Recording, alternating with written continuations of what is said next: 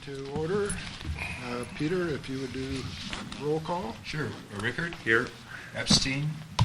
Absent. Smith? Here. Lambert here. And O'Grady? O'Grady here. Okay. Any announcements? Yes, I'd like to welcome everyone to the KMPUD regular meeting. It is being live streamed at kmpud.com. If anyone would like to ask questions via the internet, please email echristison@kmpud.com. We ask that the public identify themselves during comments. Okay, thank you. Any corrections to the agenda or consent calendar? Okay, then none. So the board is going to retire to a closed session. It may last up to an hour. We apologize to the people that came to the meeting, but we're going to have to vacate this room and we'll go over to the side room. There's coffee, water, and I think that's about it here. So, excuse us.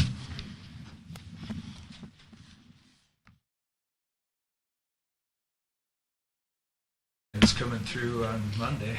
Yeah, Tourists I coming saw through the. Okay, we will reconvene the regular session. And in closed session, we heard a matter involving CSAA versus the Kirkwood Meadows PUD. No action was taken by the board. We will move on to item number 6 of the agenda, which is comments from the audience. Thank you. Item number 7, adoption of the consent calendar. And we have approved regular board meeting minutes of April 13th, approve the current consent for claims, and review receivable shut-offs report. I move approval of the consent as written. I'll second that. Moved and seconded. All in favor? Aye. Aye. Aye. Aye. Moving on to item number 9, items for board action, and we have with us today our District Counsel Dick Shanahan, who is going to give us a briefing on inverse condemnation. It's a good place for me to stand. You can sit here, or you can stand right there. Okay. They'll adjust the cameras. Oh, yeah. Where do you want to stand, Rick? Yeah, I'm going to stand over here. Dealer choice. Anywhere. Yeah. Yeah, this is better. Yeah. Well, good morning. It's good to see you all. I was driving up here. I think I've been your lawyer since 1987. I'm sorry. A lot of years. Yeah. So you guys have asked me to come up and give you a briefing on inverse condemnation. As you know, it's been in the news a lot lately, primarily because of PG&E and fires, and I'll cover that. Here's a couple quotes, from Forbes and the LA Times and KQED about, I love this part, California's application of inverse condemnation is unusual. And so many things in California when it comes to the law are indeed unusual. And we do have this troublesome doctrine that exposes public agencies and utilities to liability. The current system known as inverse condemnation we'll talk about. And then the last bullet, unlikely there's going to be any legislative changes that clarify this thing, as I'll talk about in a minute. Inverse condemnation is grounded in the federal and state constitutions, so it's difficult to change through a mere statute. So what's inverse condemnation? Simply, inverse is it's the opposite of condemnation.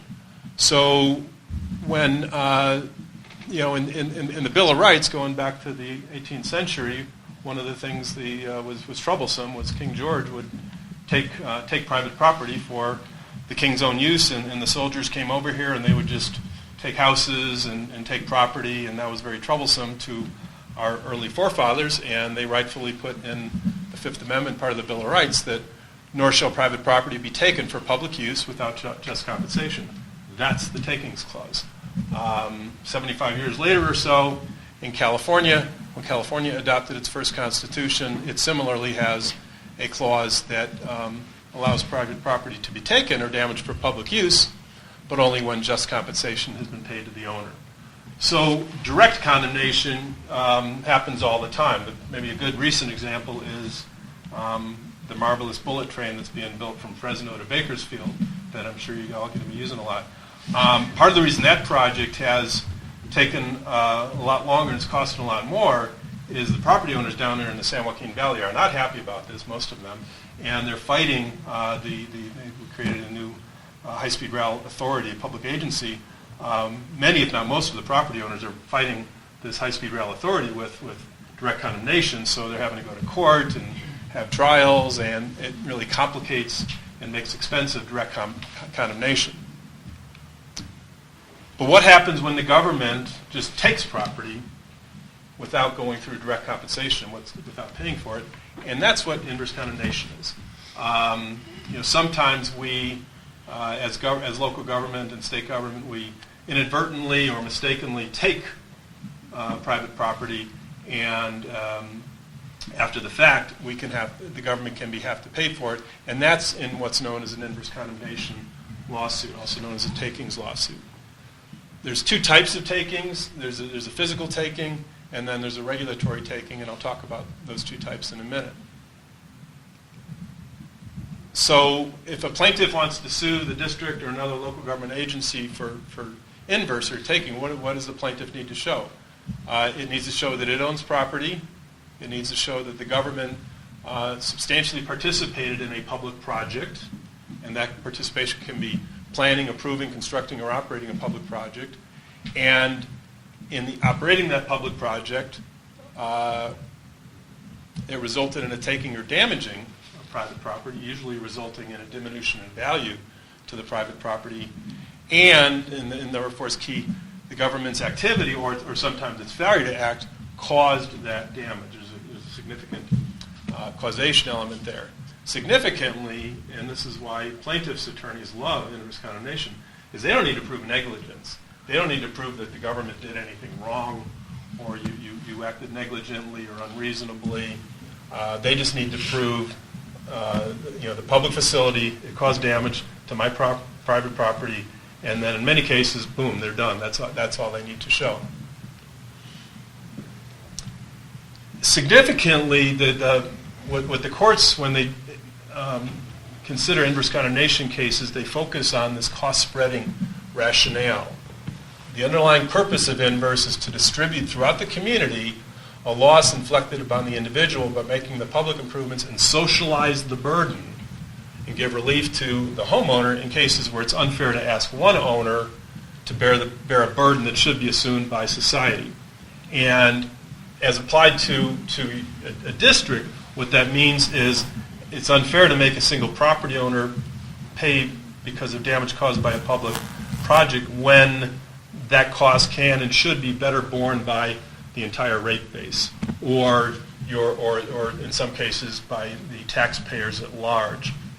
And it's this concept of a cost-spreading rationale that's significant. And this cost-spreading rationale is significant with respect to the problems PG&E's having that I'll get to. I'm not going to spend much time on regulatory takings. This is the stuff you've been reading about in the paper from time to time, the U.S. Supreme Court cases, Nolan and Dolan and Teagard. Typically, they're land use cases where, Lake Tahoe, there's been a lot of takings cases involving Lake Tahoe issues and the moratorium on development in the 80s and 90s. But there, it's a case of where the permit went too far, or there's a lack of a nexus between what the government's requiring the permit holder to do and the public objective. Generally, that's not an issue for KMPD because you guys aren't a land use regulator. You don't issue permits. About the only time this can be an issue for a water sewer district is if you find yourself in a position having to impose a water or sewer connection moratorium. Sometimes if those moratoria aren't structured properly and you've got a good record explaining why you're doing it, that can, in some instances, lead to a taking if somebody can't build on their property because they can't get water or sewer service. But that's hypothetical and unlikely. The physical takings are what we're talking about here, the kind of liability risk that you're worried about. And these are the kind of broad categories of general fact patterns where these things arise. Land stability, where somehow the government did or failed to do something that causes a landslide. lot of flood damage cases, other water damage. Overflying aircraft can sometimes constitute a taking. Interference with loss or access, where government makes changes to a road pattern and all of a sudden you don't have access to the road system that you used to have. Noise, dust, and odors, and a biggie there at the bottom of fire. So now I'm just going to kind of walk through. These are examples from court cases over the last 30 years ago. This legal doctrine's really expanded in the last 30 or 40 years. You don't find many cases in the inverse field going back prior to that. A lot of water main cases. And if there's a water main break and it's on your, meaning the district owned and operated side of the line, and that water break causes flood damage to somebody, you're going to be liable. And that's a classic inverse theory. It doesn't, even if you weren't negligent or you had a really good system. Similarly, if there's a sewage backup, and again, the sewage backup comes from the district owned, operated, and maintained portion of the system. If a sewage backup is caused in a house because of a blockage in your system downstream, then you're probably in almost every case going to be held liable in inverse. A couple flood cases. This case involves the Pajaro River, where because of concerns about environmental issues, the local flood control agency stopped clearing the channel. And so the channel got choked up with weeds, and then a high flow event came and the water overtopped. It wasn't a levee break case, but the water overtopped. And the facts show that the reason it overtopped was because the government agency responsible for maintaining that channel failed to clear the weeds out. Cable TV, this was a case, a U.S. Supreme Court case where I think it was the city of New York, passed a law that said it was okay for any cable company to attach a cable to a private building. And even though it was a very minor taking, just attaching a wire to the side of the building, some property owners sued, and the court said, well, yeah, that's taking. It's a small thing, but you're taking a piece of that property. Property damage caused by landslide. A lot of landslide cases where if a road's, if you in city or county install a road and there's a landslide where above or below the road, chances are it's going to be a result in inverse condemnation liability. You always want to have a nice buffer zone around your wastewater treatment plant, because if there's been a couple cases where odors from a wastewater treatment plant that make property less usable or less desirable, again, diminution in value, that can be a taking. In the case of the sewer system and water system, where does the responsibility transfer? At the property line or at the meter? Again, it would depend on your local rules. I believe your rules are property line. Property line. Yeah. And on the water and sewer issue, we don't have this overlay of federal regulations or CPUC issues. It's pretty clearly just a local issue. So on that one, we have a pretty more comfortable line in the sand at the property line. A couple more examples. Another landslide damage case. This was one where the city storm drainage system was overwhelmed by a huge storm event, and even though the storm system was operating as designed, the flood event exceeded the design capacity of the storm drainage system. The excess of flow still caused a landslide downstream. The city or county was held to be liable in inverse because it caused the landslide. Again, it was one of those that it didn't really matter that it was a huge storm event and act of God beyond the control of the city-county. They were still held responsible. There's been a couple of levee break cases, a big one involving Yuba County several years ago, where the state of California was held liable for a levee break in an extreme flood event that flooded many square miles in Yuba County, and a similar one where a retaining wall collapsed, causing flooding. As you heard earlier today, the vast majority of inverse cases tend to be flooding, water damage cases. But plaintiffs' lawyers are getting more creative, kind of expanding the scope. Now let's talk a little bit about fire cases, because this is probably one of the bigger risks you've got, and it's a big risk that PG&E faces.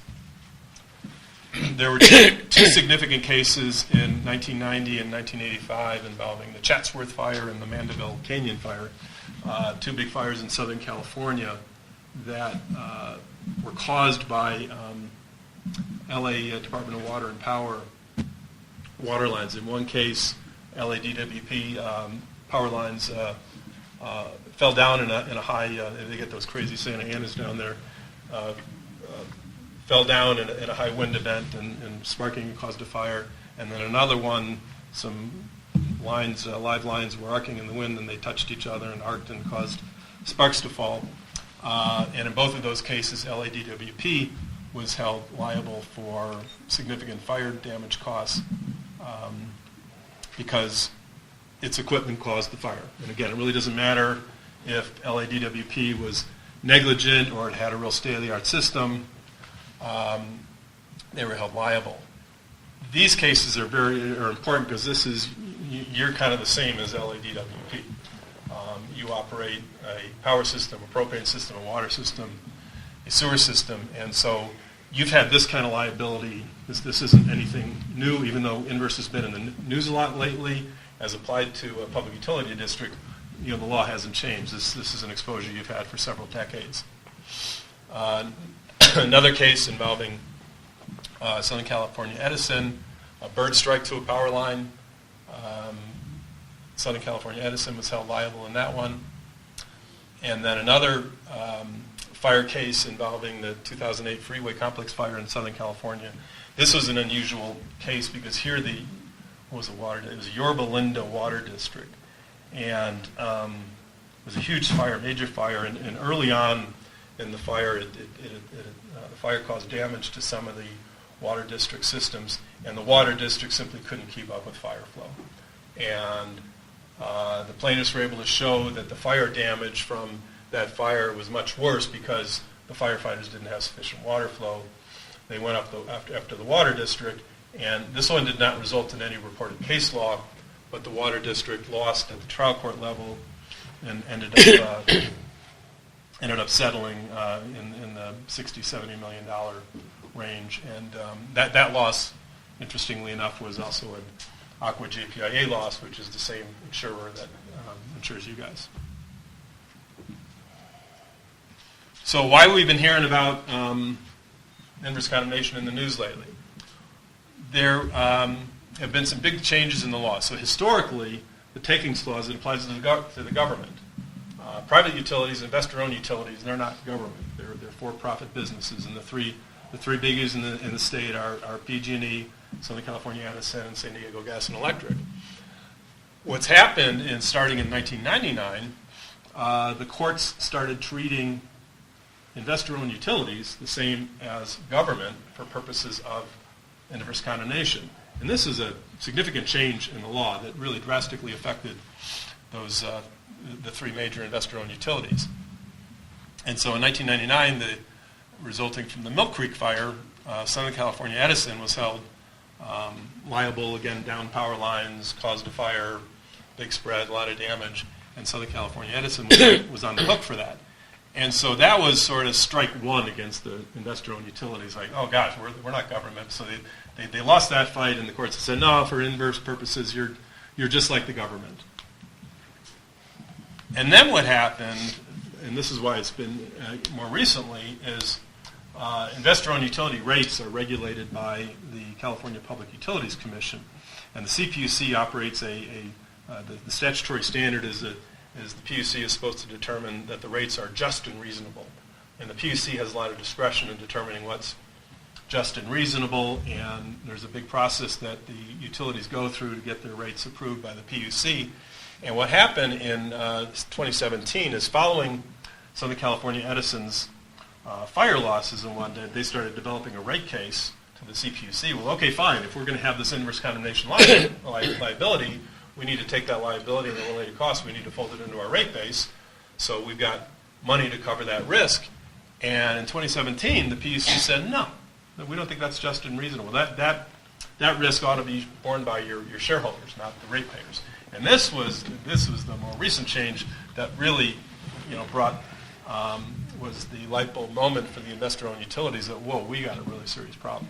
But again, this is unique to the utilities. So now what PG&E and the other utilities are arguing, if you remember back a couple slides ago, I talked about the cost shifting burden. That's the kind of big rationale of why we allow inverse. Is it's just more fair? It's more fair to spread the cost to the ratepayers and the taxpayers instead of a single property owner. And what the utilities are arguing, I think rightfully, is, well, wait a minute, we're caught betwixt and between. You're going to subject us to inverse, but we can't take advantage of that cost spreading rationale because the PUC won't let us. And that's where they've got caught. And that's why it's been in the news and why it's a real problem for PG&E with the fires it's suffering. And then interesting, I find this bill fascinating. So then in 2018, in the fall, PG&E successfully went to the legislature and say, hey, we got a problem. We're subject to inverse, and the PUC's not letting us include our rates, include our inverse losses in the rate base. That's not fair. Give us statutory relief. And the legislature did that in this really lengthy bill dealing with fire liability issues. And then Section 26 of the bill authorizes a utility to apply to the PUC to cover costs from a catastrophic wildfire occurring on or after January 2019. Okay, that's good. And then the bill also covered, and then of 2017, you remember, that was the Santa Rosa fire.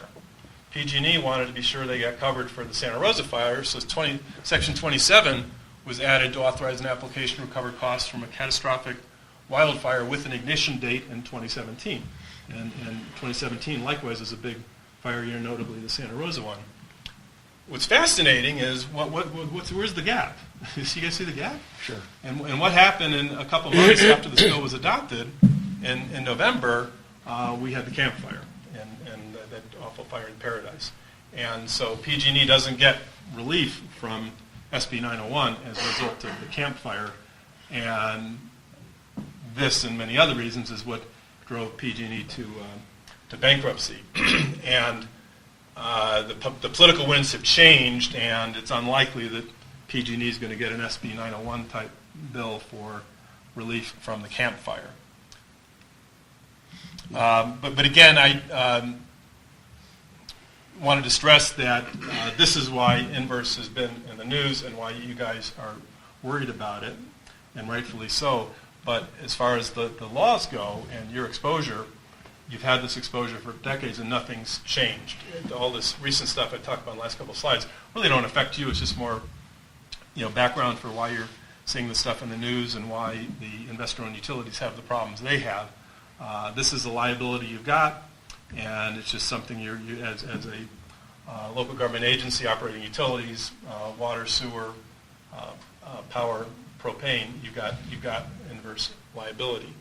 And just my last slide, just some thoughts. What are some things you can do? I mean, the best thing to do to limit your liability is to operate a really good, safe system. And part of the problem with PG&E and why the bankruptcy courts are down on them and why they're in trouble is they, as a business, it's been demonstrated, they kind of have this culture of deferred maintenance, just letting it go, and they wait till it breaks and then they fix it. The San Bruno situation, you guys probably remember that awful pipeline broke. That probably could have been avoided with a good maintenance monitoring program. Similarly, all these fires that are being caused, PG&E's not done a really good job maintaining its power lines and keeping the trees away from its power lines. So the best thing you can do as a utility is just run a really good system, unlike PG&E. And then secondly, on insurance, be thankful that most insurance policies don't cover inverse condemnation liability. For most commercial insurance, you'll see a exclusion for that kind of liability exposure. Fortunately, because you're with a special pool through Aqua JPIA, and Aqua JPIA members are full of members like you, they all have this inverse exposure liability, you've got coverage for that, which is huge. and it's very helpful. The only limitation is inverse liability resulting from a deliberate decision-making conduct by the district board. And I can't even think of an example, but if you guys were to come here and make a decision that directly led to inverse condemnation, you may not have coverage. But the kinds of issues we're worried about in terms of fire risk and your new power system and your overhead power lines and fire risk and whatnot, those are decisions that come to this board to decide. Yeah. Dick, I seem to remember that Aqua JPIA will not insure our overhead lines. Is that right? My memory is that they exclude that. I may be wrong. Yeah, I'm not aware of that. You should look into that, Eric. I'd be surprised because there's several Aqua JPA members operate utilities. Trail Lake Irrigation District, Modesto Irrigation District. They've got electric systems. Do you guys remember that? I mean, I do. I specifically remember that. Really? Uh-huh. Yeah. Yeah, that would be unfortunate, but you should look into No it. kidding. Yeah. That's Yeah. why we've been concerned and wanted this clarification about what. Yeah. Because I always assumed that as long as we acted responsibly, removed dead trees, inspected it regularly, and so on and so forth, that we somehow had protection. And you don't. But we don't. And that's the And unfortunate thing. that's since the PG&E stuff has happened, I've realized that we don't. Yeah. So we should have put that thing underground. Yeah, and but you can certainly do a better job with regard to inspection and maintenance than PG&E's done. It's not like you've got thousands of miles of lines that PG&E has to deal with. You've got a fairly discrete set of lines, and that should be high on your your maintenance list. Yeah. And that was all I had, and. See if you guys got any questions. Don't shoot the messenger. No, it's a fascinating area of the law, but it is, the problem for agencies like yours is plaintiffs' attorneys love this stuff because, again, they don't need to prove wrongdoing, and so you're going to see a proliferation of everybody kind of pushing the envelope on inverse. And and I should mention, I didn't have a slide on it, but I saw it was in your agenda packet. There was a recent case involving inverse liability involving a property owner alleged damage to their copper pipes because of a chemical added to the water system by the local utility, and it's a nice rare example of a court declining inverse condemnation liability. And the court refused to extend inverse condemnation liability there, primarily because the water utility was doing exactly what it was supposed to do under public health laws to add these particular things to the water system for public health and safety reasons, and therefore the court held, well, it's causing problems to your copper pipes homeowner, but we're not going to extend inverse liability. So that's a glimmer of good news on the inverse situation. So, not wanting to give anybody any ideas, but here's a concern, given what you've... we do snow removal. Now, snow removal is under contracts, so I don't know if that would... But in any case, when we do snow removal, storm drains get covered up.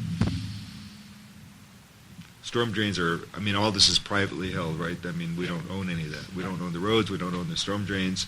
We provide the service. There's no way to avoid covering up storm drains. Right. There's a flooding of some sort, and it's claimed that's because the storm drain was covered up. Are we subject to inverse condemnation at that point?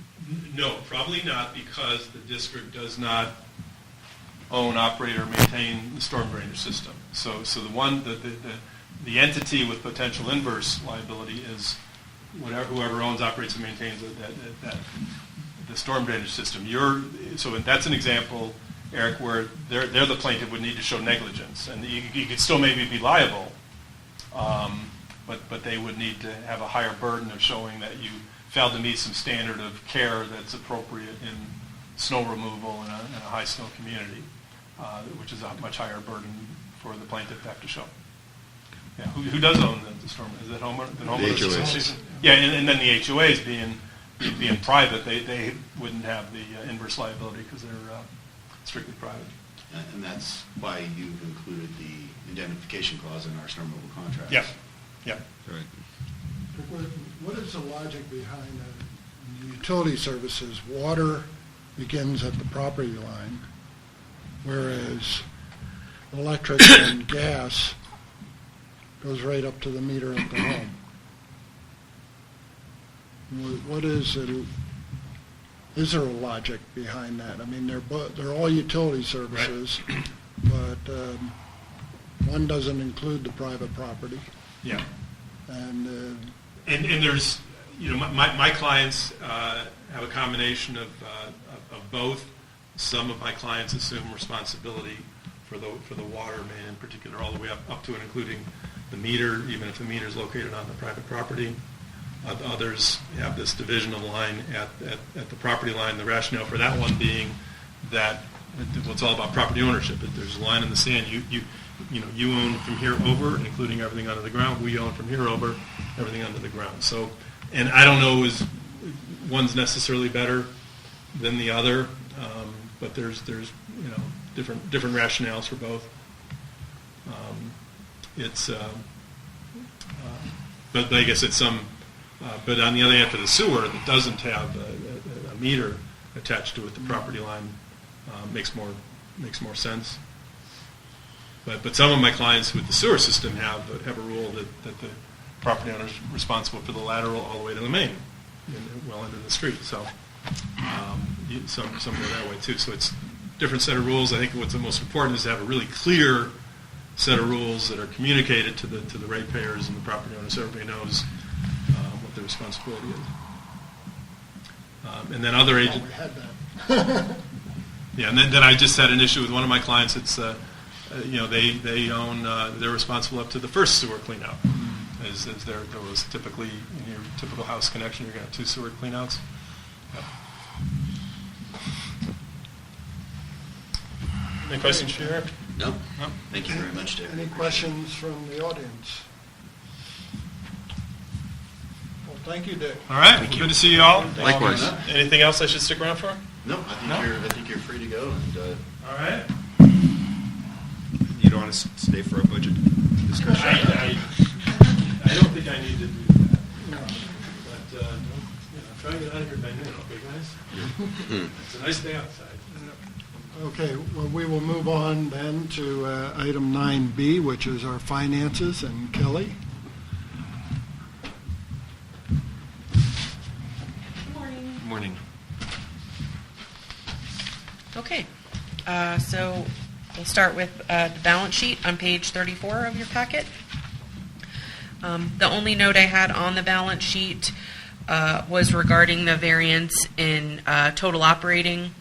The total operating is up from plan by $306,000 when netted with the cushion of credit variance, which it falls right in line with where we are on our cash flow as well. So I just wanted to make sure that that $921,000 variance, it's actually more along the lines of $306,000. So, and then in the finance committee meeting, Jack Longinati pointed out there was a variance in the total current portion of long-term debt and the total long-term debt less current portion. That was just a posting error on my part. I posted our Russ loan payment to the total long-term debt rather than the current portion, so that's just a journal entry I have to do to correct that variance. And that's all I have on the balance sheet, unless there are questions. Okay, moving on to page 36. This is something new that I've included at the request of Eric, and something that I'm going to continue to include in our financials. This is basically the breakout of our revenue account by fund. So you can see exactly which funds hold the cash and which ones are going to go negative and which ones are going to have to get either a loan from electric or property tax allocation if the property taxes are available. So I expect at this point, based on what I'm looking at for March, water is already in a negative and going to need either a loan from electric or property tax allocation if they're available. I expect wastewater to go negative. I also expect snow removal to go negative at this point. So that's just, and snow removal can't get property tax allocated to it, so it will need to get a loan from electric to cover any negative cash balances at the end of the fiscal year. So I just thought, it's something that Eric likes to see, and I thought it's not something that we've really included before, but I think that it's important for you guys to see this, because it's something that I look at, obviously, I'm all sort the of time. surprised that snow removal could even get a loan from electric. I mean, it's this contract service. It's not an enterprise service. We're not allowed to run our funds negative, so we have to do that somehow. And I did check with. Okay, no, I was district just thinking. council. I mean, Yeah, I did check though before to see. Yeah, how the we could. alternative, which I would not like, the alternative would be to draw on a credit line or something like Right. that and then have that cost passed on into the snow removal And contracts. yeah, and ostensibly that's essentially we're just self-loaning versus using the line of credit. Okay. So as long as we do the loan at fair market rate, interest rate, and it's Yeah. paid back with interest, we're in compliance with all laws. Okay.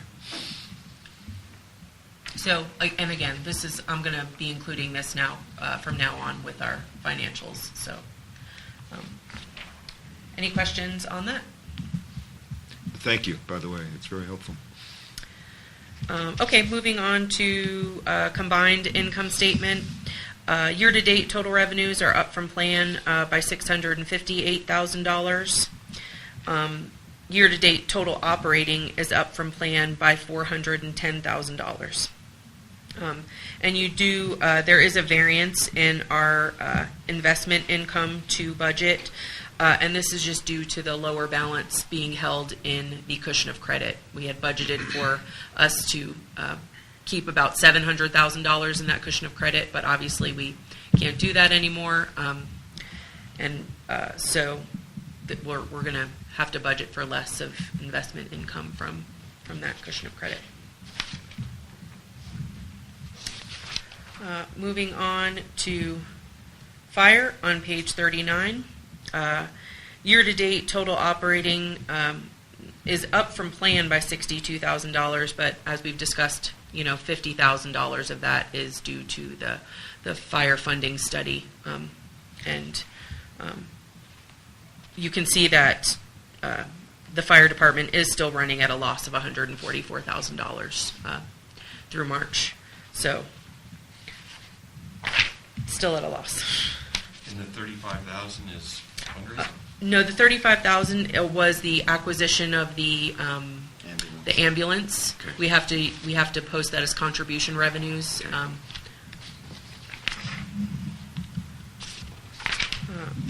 Moving on to water on page 41.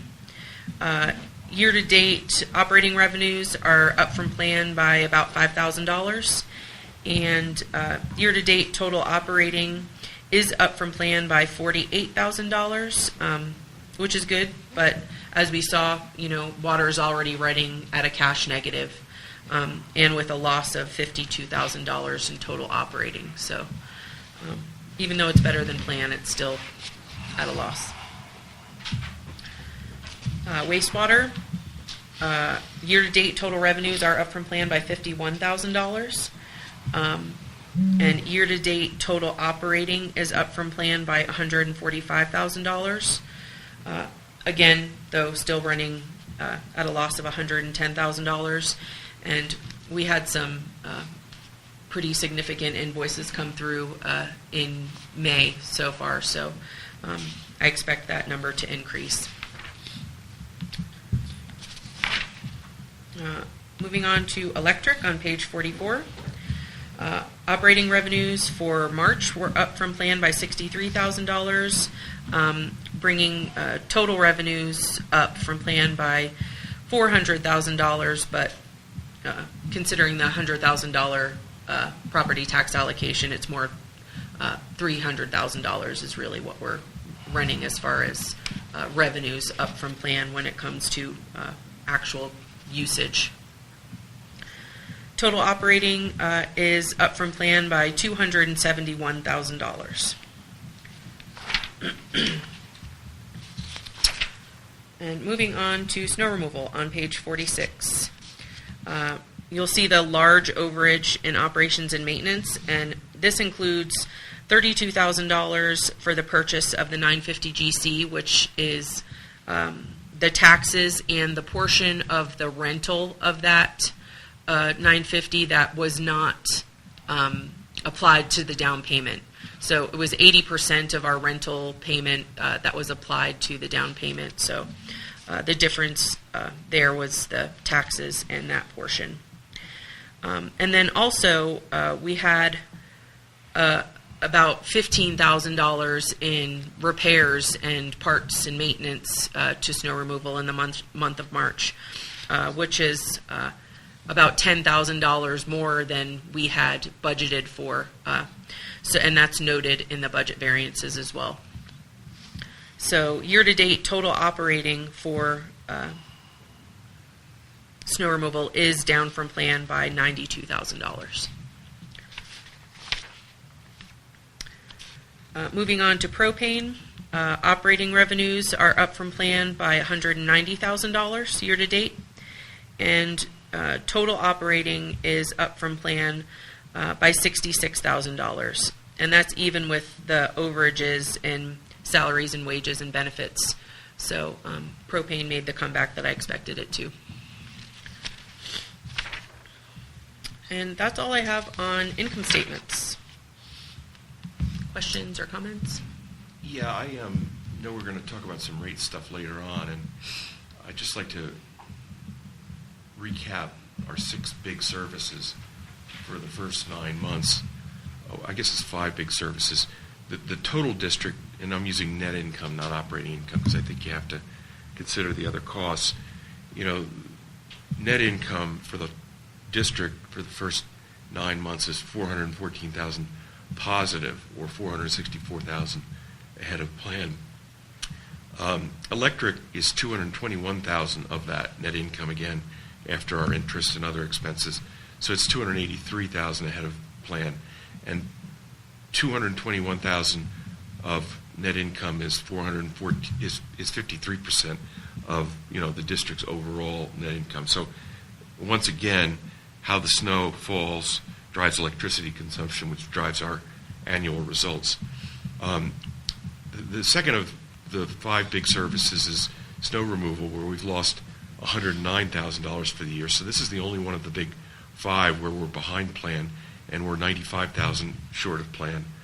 Wastewater, we're losing $125,000 for the first 9 months of the year, which is a lot of money, but it's $148,000 ahead of plan.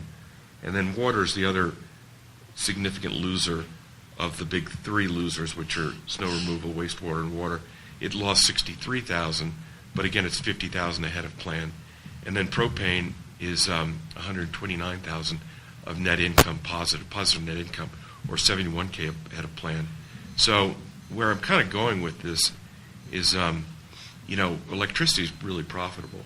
And Eric made the comment in our last finance committee meeting that he thought that, these other services need to stand on their own. And I'd like to come back to that, because I know there's some possible discussion of electricity rate increases. And I'd like to see, I think long term, I agree with Eric Christensen that I'd like to see the various services stand on their own. So that's a preamble to what's about to come.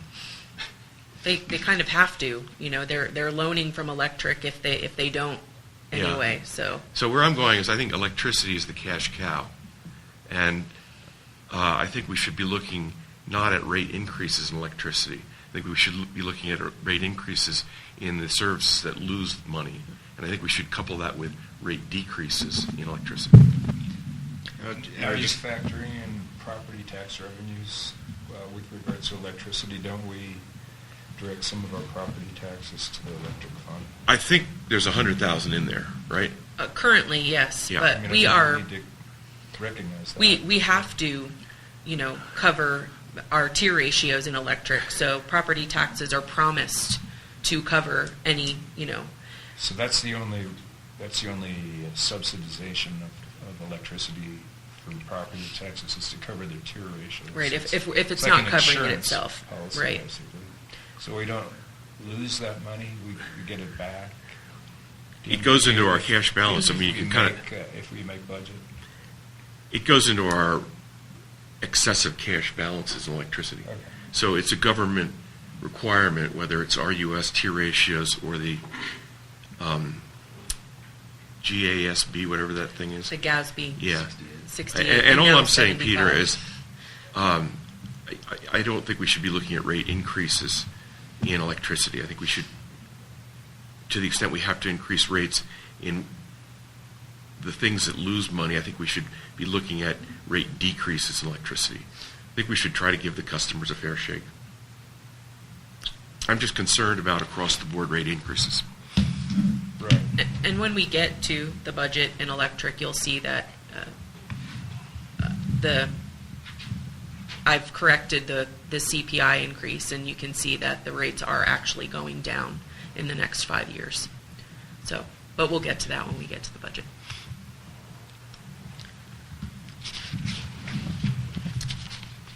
Any other questions or comments? Okay. I didn't have any notes on the balance sheet comparison. I did have a note on the income statement comparison from March 18 to March 19. You'll note that the net income from last year to this year is about $212,000 less, and that's just directly related to the receiving of the Cal OES funds from the prior year's disasters. But total operating, from last year to this year, we are better by $135,000. So, moving on to, that's okay, April revenues. We were better than planned in April by $46,000, and that's mainly due to commercial revenues. So even with the resort staying open just a couple weeks more than they had planned, really did help. And operating revenues year to date are up from plan by $705,000, respectively. Any questions about April revenues? Okay. Moving on then to cash flow. For April, we ended with $3.5 million in operating cash, $86,000 in the cushion of credit, bringing us to a total of $3.67 million, which is better than planned by $376,000. So again, right in line with what we see on our balance sheet with the positive variance in operating cash. Kelly, I just want to be sure, and I'll tell you why I want to be sure, but the numbers that you have for updated operating forecast throughout the spreadsheet, including for next year, those have all been, you've updated those in accordance with where we actually are and what you now see? The reason I'm asking is because the numbers for FY 2020, updated operating forecast, those numbers, for example, December 19, 2,174,000, are different from what's on our budget balance sheet, budgeted balance sheet for 2020 later on. Significantly different. And so if this is correct, then... Well, this is more of the budgeted balance sheet for, going forward is based on a percentage increase from year to year. This is based on, there's current data that's in there. Like this is a living document, whereas the budget is not. So it's going to... Well, let me just I mean, so for example, December 19, if I look at our projected cash flow, it's 2.1 some million. If I look at the budgeted consolidated balance sheet on page 73, it's 1.4 million. I mean, that's $700,000 Well, that's the new budget, though. This is not. This is updated. This is from last year's budget numbers. I know, but that's where we actually. That's what I was asking. You didn't update No, those. this is not. This is all last year's numbers. This is not updated with the current new budget. So as you go through, and we're $300,000 ahead now, you don't go and let that trickle through. I mean, $300,000 isn't. The $300,000 isn't just going to evaporate someplace. I'm sorry, I'm not following. Well, we have a certain amount of cash right now, right? Which is, and it's better than what was budgeted. Are you looking at the new budget or the old budget? I'm looking at our cash flow, cash waterfall. Okay. What I would expect to see on the line called updated operating forecast, that line for FY 2020, I would expect to see that line reflected in our starting point for FY 2020 in the budget, in the balance sheet. But you're saying it's not. So, I mean, what I don't understand is why there's this discrepancy, even though we're saying, in this cash thing, we're saying, oh, in December 19, we're going to have $2,174,000. So now, as a board member, looking at that, saying, well, that's pretty good. And then I go to our way down, and we're doing the budget, and I say, oops, it's only $1.4 million. So something is happening in our budgeting. I guess we're just, compared to this forecast, we're just being a lot more pessimistic about our budget. So you're comparing this cash flow to our current new budget, our proposed budget. Okay. Yes. Yes. The new budget is not completely updated. So yes, there's going to be a discrepancy right now because I'm still working on the new budget. So it's the comparative is you can't really compare it right now because the new budget is nowhere near complete. Okay. And the other thing is the new budget assumes a lot more expenditures than the budget you're seeing on page 53 assumed. That's what's not in the budget on page 53, working all its way through all that cash waterfall, are all the capital expenditures that we now know we have to do, such as wastewater and snow removal, et cetera. Okay, so this doesn't reflect the new budget till the budget is adopted by the board, page 53. This reflects what we're anticipating over the next 5 years of capital. And I can guarantee you the capital expenditures are easily $700,000 and change. And there is still a ton of work to be done on the cash portion of the new budget. Okay. So in a way, we shouldn't really pay attention to anything beyond the current fiscal year in this cash waterfall, because it's going to just change drastically year over year over year when we rebudget and everything. Right. So when especially when you get closer to the end of the year. So when we say the low in this whole thing is a certain point in time, it could change. We have no idea what that is really. Right. Okay. There's 4 years here that are guesswork on the cash waterfall. In the page and it's 53. old guesswork. Right. And it's guesswork from June. It's old. July of last year.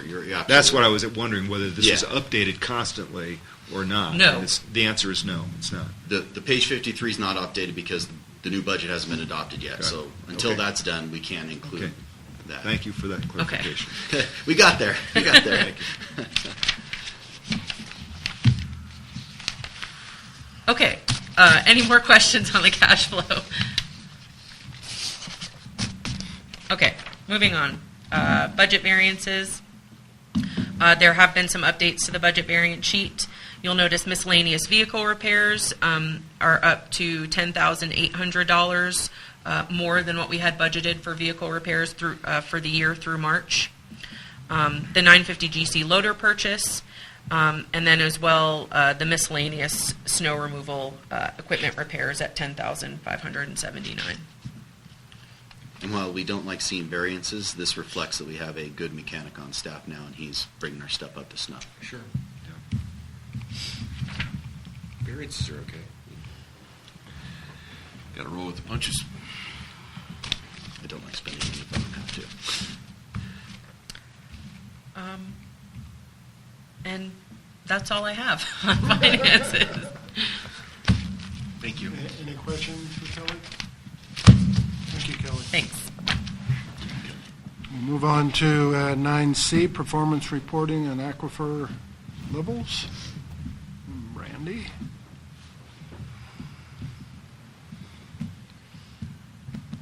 Morning. Good morning. So we'll take a look at performance reporting.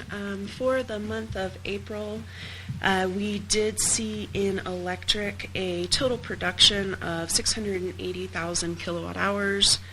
Our unidentified system losses were at 56,500, or 8%. That brings us to 11% for the year, tracking pretty well with our 12% goal. Moving on to propane, we saw a negative loss of negative 9% for the month of April. We are running in the negative at negative 4% for year to date, with our goal being 2%. When we take a look at water, we produced 927,000 gallons. We had unidentified losses of 136,000 gallons, or 15%. Year-to-date goal is 9%. Year-to-date total is 9%, comparing to our 15% goal. So that one looks all right as well. And then lastly, wastewater. We continue to see significant I&I in the wastewater system. The influent meter at the plant, 3.1 million gallons. Of that, 75%, or 2.3 million gallons, is not water that was put out into our system, so not sewage coming back in, but rather I&I into the system. We're at 29% for the year. And if I took a look back just to kind of get an idea of where we have been in years past in April. April is traditionally a heavy I&I month for us, continuing on into June or July. In 17-18, we were at 81% I&I compared to the 75% this year. Back in 16-17, we were at 75%, and the year before that, 15-16, we were at 80%. So 75% is about normal, possibly slightly lower than we've seen in years past. And that is my report for performance reporting, unless there are any questions. Thank you. Thank you. On I&I, is your feeling that we can make some improvements, or is your feeling that this is life? No, we can make improvements. And I had a discussion with the water supervisor, and I mean, compared to our high of, over 400,000 on a real bad I&I day, given the fast snow melt here, he's seeing 115. I think is what we're normally seeing on a day right now. Staff all recognizes that we made a first good step in the meadow. We're going to make some, but the system is 40 years old. It's not been updated and maintained. And so we're going to do additional manholes, and we're going to look for the worst ones, and we're just going to, over 5 years, we're going to work our way back through the worst manholes. We're also buying a smoke testing equipment as part of the budget this year for staff, and they're also that way they're going to be able to identify people who have illegally tied into our sewer system with their downspouts or other things that shouldn't be going into our system, other sources of I&I. We'll be able to identify those and correct those issues. So it's a 5-year plan. It is fixable, ultimately. Cracked pipe, separated joints, those sort of things also need to be done. We also have in the budget to buy a jetter/camera, so staff can do that themselves instead of using Summit at $20,000 a pop to do that. So we're taking all the proactive steps, but it's going to be a 5-year process before we get ahead of it and get a good handle on it. After 5 years, if I see these numbers again, then you can definitely roast my feet over the fire. I like your answer.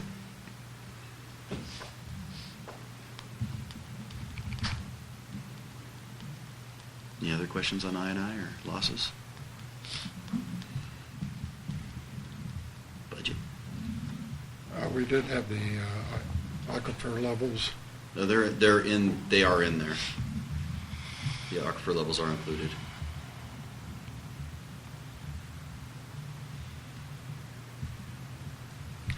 Any questions on those, or I guess we'll move on to the budget then, thank you. Okay.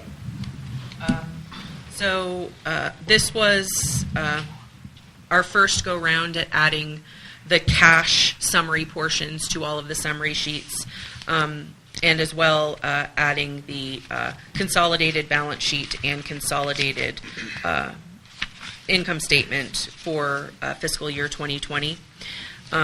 So what I did in the Finance Committee meeting, I just ran through some of the biggest changes, and so I'll do that again if everybody thinks that's appropriate, and then we can go on to questions and suggestions and after that. So the first thing that I really wanted to point out was in water and wastewater. You'll notice that I've added the cash shortages as interfund loans from electric, but obviously if the property taxes are available, we won't do the loan from electric. We'll do that as a property tax allocation. And I also wanted to make a note that the equivalent fixture units that are noted in the top section of the summaries, those are not the number of customers or the number of houses that we have. That's actually the number of multipliers on the base rate, the base rates for the customers. So based on customer usage, those are reallocated every year. I have to do that reallocation for. So that's just a, based on history and customer usage. That's what that number is. I just didn't want that to get confused with what I think we call EDUs, or that's just the number of base rate multipliers that we apply to customers based on use. I also wanted to make a note regarding the electric rates. So you'll notice that in the rate per kilowatt hour budgeted, as Eric pointed out, the CPI increase was not supposed to be applied to the whole portion of the rate. So I went back and recalculated the portion of the rate at the CPI increase without the debt and depreciation included in, so I removed that portion of the rate. So you can see with that, even with the 3.5% CPI increase, still subtracting out a penny after that, you can see that the rate does go down slightly each year. And that was just based on the Ordinance 1601 that said that the CPI increase does have to be applied to rates, but the ordinance isn't written in such a way that it says it should only be applied. We'll get to that a little in the next Oh, topic, is that okay? I'll cover that. But Okay. yeah, she applied it correctly the last time. She's now applied the board's thoughts from the last meeting just for a reference point. 9E, the board will take up that issue, and if they approve it the way it is, then these numbers would be correct. And I feel like those are more reasonable than obviously the 3.5% increase going down. And then the other note, obviously, I don't know if you want to take snow removal. We're going to come back to that again on 9F, so that this is where the only thing I would point out on snow removal is where the increase really came from on the budget. With the adjustment to, and thanks to Eric with the idea, which I think is a good idea, about how we're going to staff the full-time seasonals and keep them around no matter what, and then part-time seasonals on top of that, at a lesser rate and lesser benefits than our utility operators, you saw labor basically be a wash, about $6,000 difference between labor and benefits. Where you really see the increase is in the capital, which includes the replacement of one of our tracklesses, which is absolutely necessary. And Standish and I, as the direction of the board last time, we looked at the various options from the vendor, and we went with a 3-year option to purchase that, financed over 3 years, and that is reflected in the trackless, financed over 3 years. And then with the purchase of one in 3 years from now, again spread out over 3 years, assuming similar rate structure and pricing. So the big change is basically the capital costs associated with snow removal. The equipment in the snow removal has, with the exception of the GC, has not been replaced. Stuff's been added on as we've grown in service, but nothing's ever been replaced, and they are at the end of their useful lives. So it's time to replace them. So that's where the cost is coming in. And then the other thing I pointed out at the Finance Committee meeting was solid waste.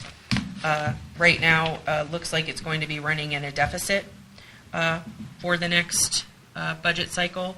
And we had talked, Eric talked about, we're going to leave that as it is for right now, but we're going to talk about rates for solid waste, changing that rate structure. Correct. Our contract with ACES is coming to an end, and so we need to renegotiate that. And there's significant, as the Operations Committee knows, significant new requirements on solid waste that would impact the district to the tune of at least another full-time person and the costs associated therein. Hey, back on snow removal. Sure. Are these years off by one? Yes, I just noticed that as well. Yeah. My headings I didn't update the headings on that one, Right. so sorry about that. So It was actually my Circled it. fault, not her fault, because I did the snow removal from the ground up, and then she inserted it back into her spreadsheet, so that's all me. So not your fault. what we're talking about is we were budgeting to lose $52,000, and we're losing $123,000 this year. And you are proposing contract changes that make that break even. Correct. And with the relative depreciation proportionally put back in when available, when there is cash available. And you'll see in the third year, which is actually 22, not 21, we start building cash reserves up again as a result. So we're basically, I said operating cash starting at 0 and ending at 0, and went from there and then backed into the what the snow removal needed to be self-funding. Yeah. And this depreciation, are you just correcting what we did wrong, or does this reflect the acquisition of new equipment? That's the acquisition of new equipment is included in there. Okay. Yeah, yeah. So the new trackless as well as the GC are Right. reflected in there now. I have one question on the electric, Mhm. and I'll have a question on propane. This has to do with the line power purchase expense. So we're budgeting,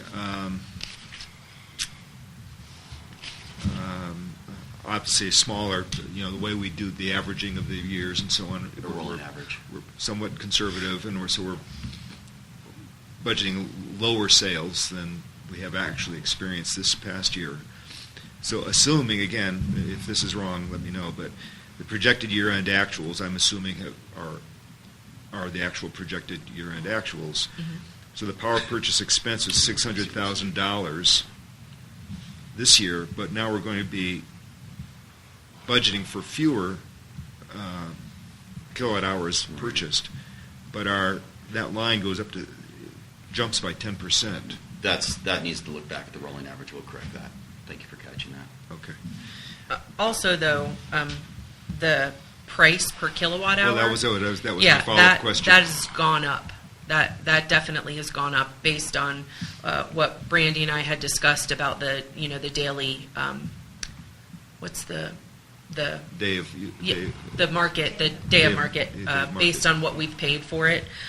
So I should also go in and look at what number I have in there to make sure that number isn't too high. And also, should we be hedging it now or not? Could you put that on this sheet? Your assumption for cost per kilowatt? Oh, sure. Yeah. And then for propane, I think I was just wondering why the propane rate does not go up at all, wherever the propane is, with the CPI included? The, Propane rate stays the same at 6.77 cents per cubic foot for 2020. That's the same as this past year. oh, I'll have to check that. That's probably a formula error. Okay.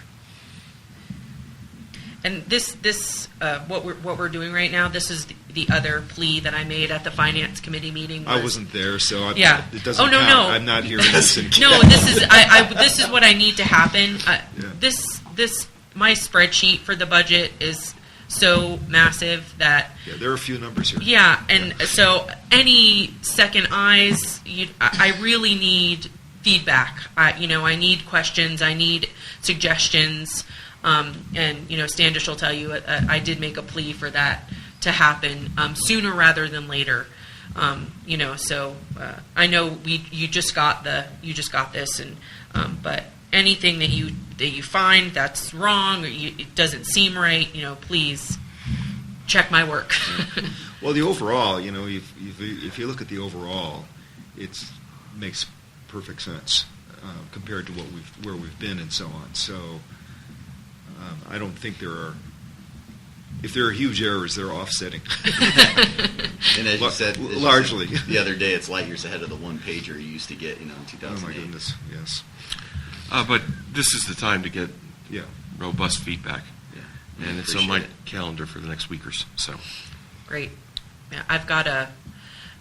Careful what you ask for. Right. No. But I have we need it. I have an audit coming for our loan fund accounting review is what they're calling it for RUS, which is they're going all the way back to 2013 because this is the first one that we've had, and I just got a giant list of information that I have to provide to them. So. The more I can get done now and working with this, it's going to make my workload easier. Yeah, I mean, what I'm really particularly interested in right now, because I think it's mostly, because I did go through it pretty carefully, are the cash reserves for each department, and that's why I was asking that earlier question, because if we actually have more cash than what we're projecting, or that we're budgeting for, then that means each of those departments will have more cash. But if it's not, then it's not. So that's what I'm most interested in now. And it also feeds into the reserve policy, for example, that you and Standish and I worked on. So. Yeah. Okay. Just going over capital quickly, there's really no changes from last time, but I would like to briefly go over snow removal. I had to make some decisions because of how expensive it was getting. And so if you go to page 82, so I pushed a few things off and pulled some things. The biggest is the trackless replacement.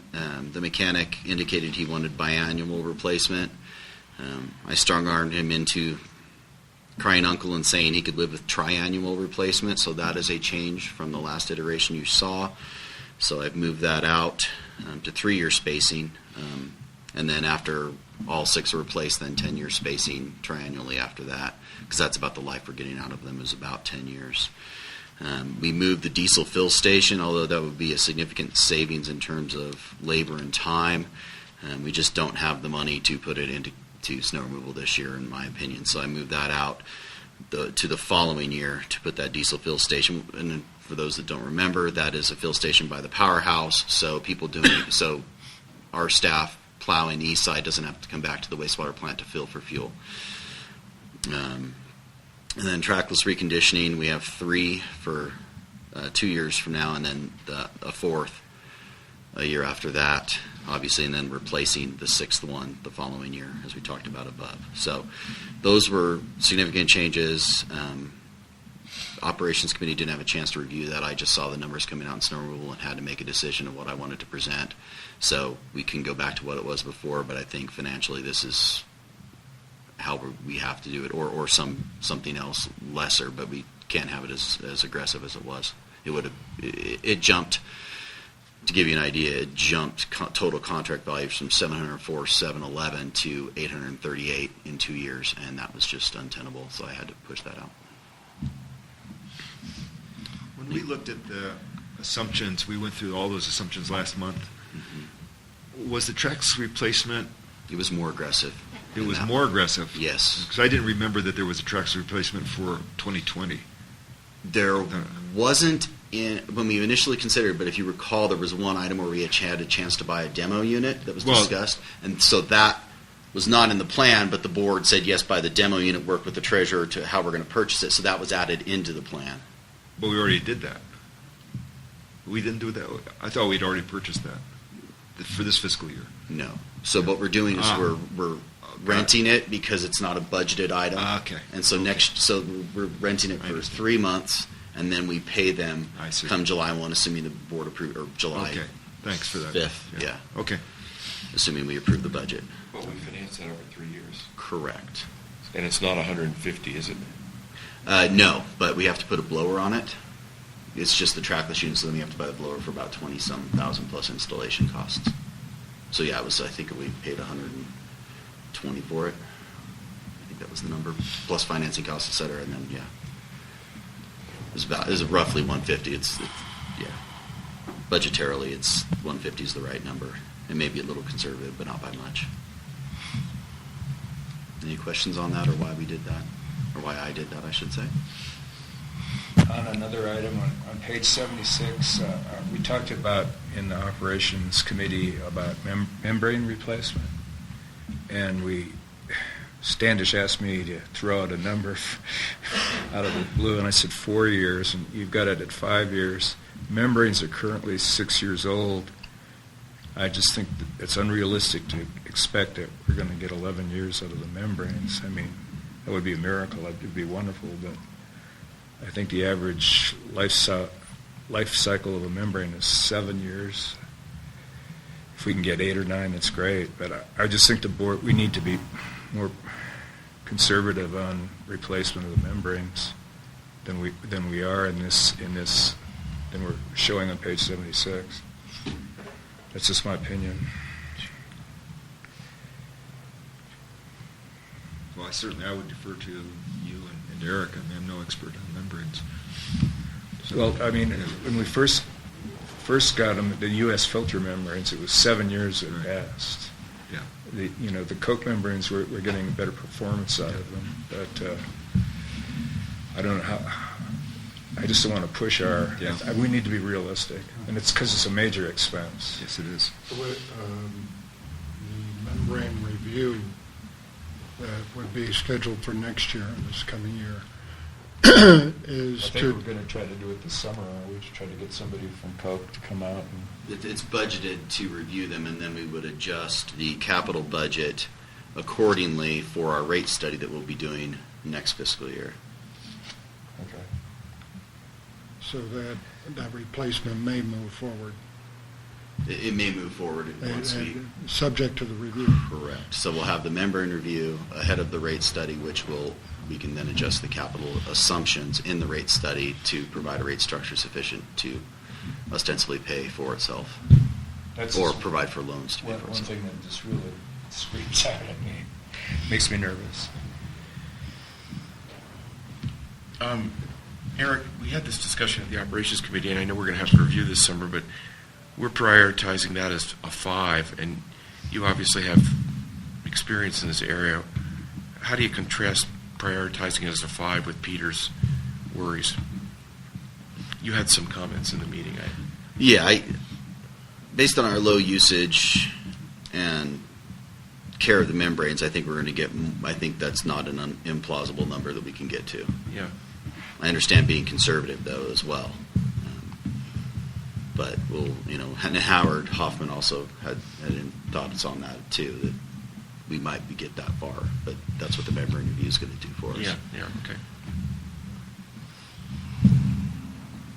So concerns noted, Peter. Okay. Anything else on the capital? There was one question from Nancy earlier after finance, so I'll just relay that. On fire on page 79, there's $3,700 budgeted for scubas.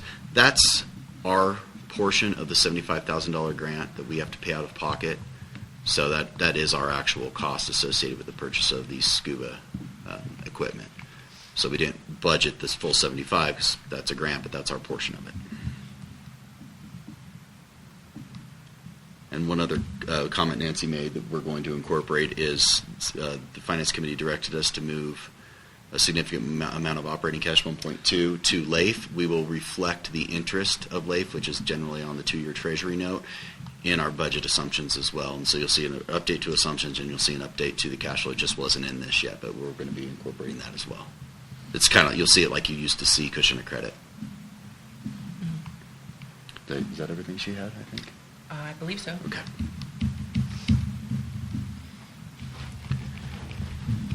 So please go through this.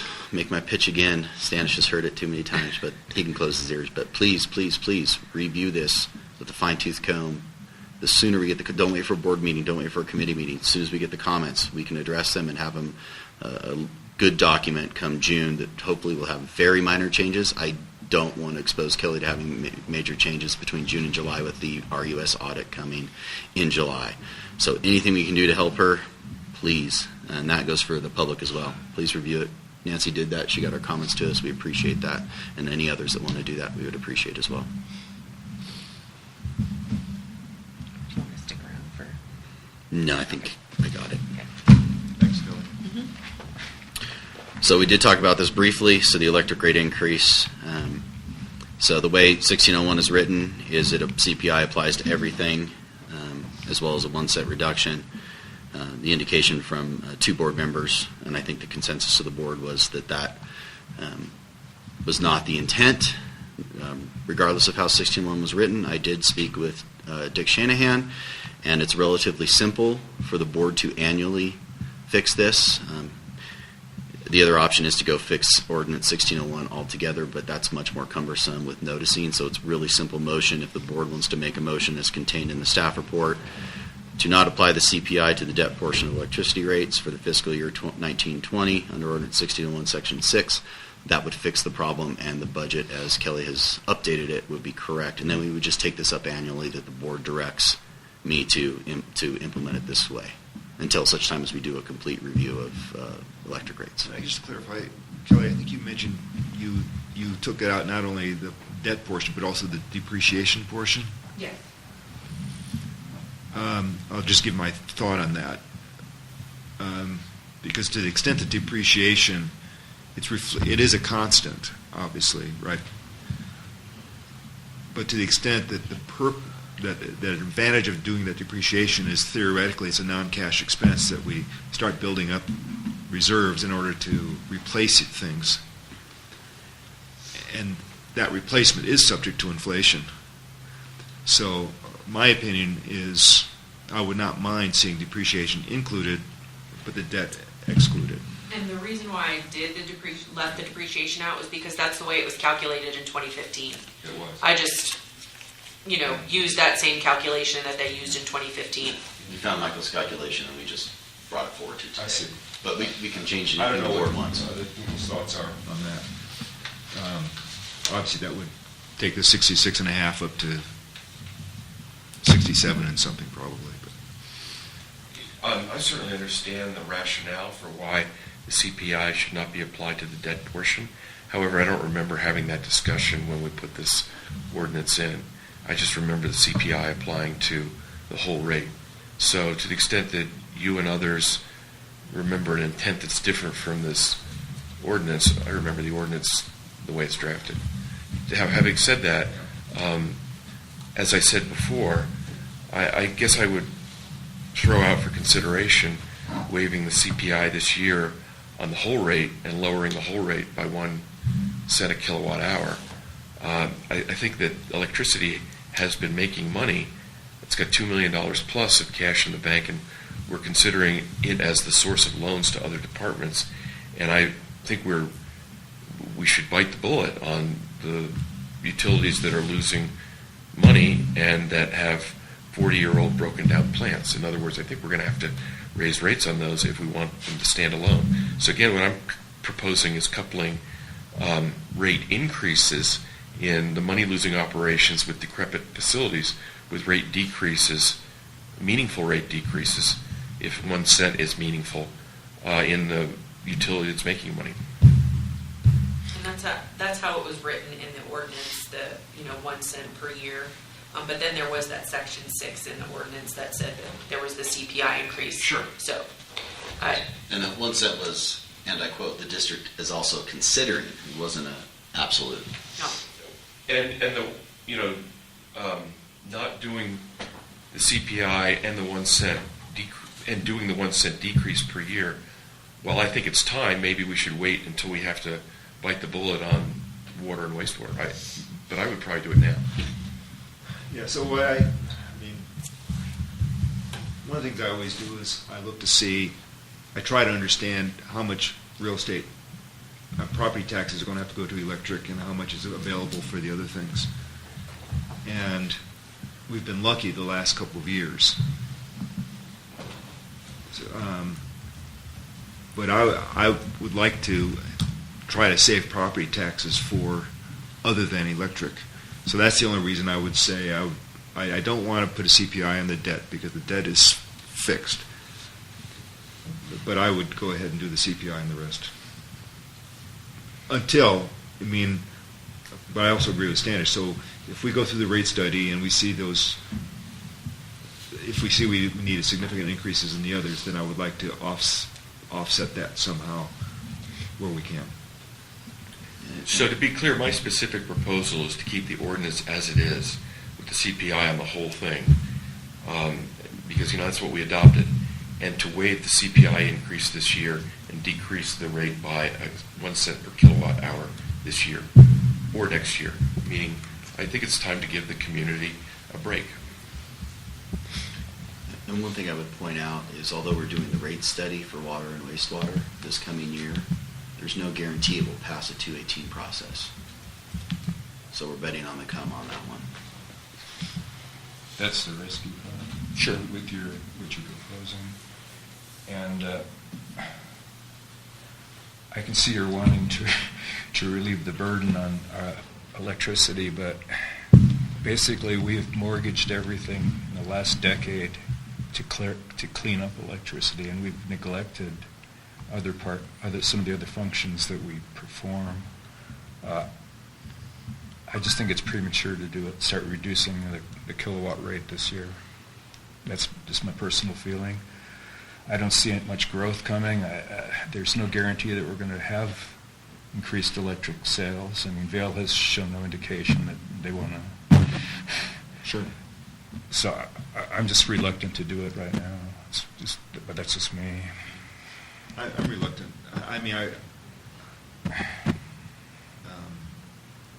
I'd be happy with the 66.5, just the way you've done it. But that half a cent, I think, amounts to $34,000, which is kind of what's needed maybe to balance out water, for example, with property taxes. And rather than borrow, I think it's just better to try to use property taxes for those, if we can avoid using property taxes for electric. I mean, in a way, I'm saying similar to what Standish is. It's just which pocket does money come out of and go into. But And it's also important to remember the big what if when it comes to GASB 68, and as well as the new GASB 75, which has to do with the benefits provided to retired employees. So those are two things that are the big if is what's going to affect electric is how much if of an expense are we going to have to post to electric for those two rules that we have to follow. so I mean, it's not a cash expense, just so you know, but it does affect the tier ratio in electric. So as far as cash goes, GASB 68 and GASB 75 don't affect cash, but it does affect the tier ratio in electric. So just something to keep in mind there. I do have a comment from the public. I'll just read it if that's okay, Jeff. From Sandy Goldberg. When the electricity grid was proposed, we as a community were promised that electricity rates would continue to drop on electricity, not increase. I agree with Treasurer Standish O'Grady. Each division should stand on its own.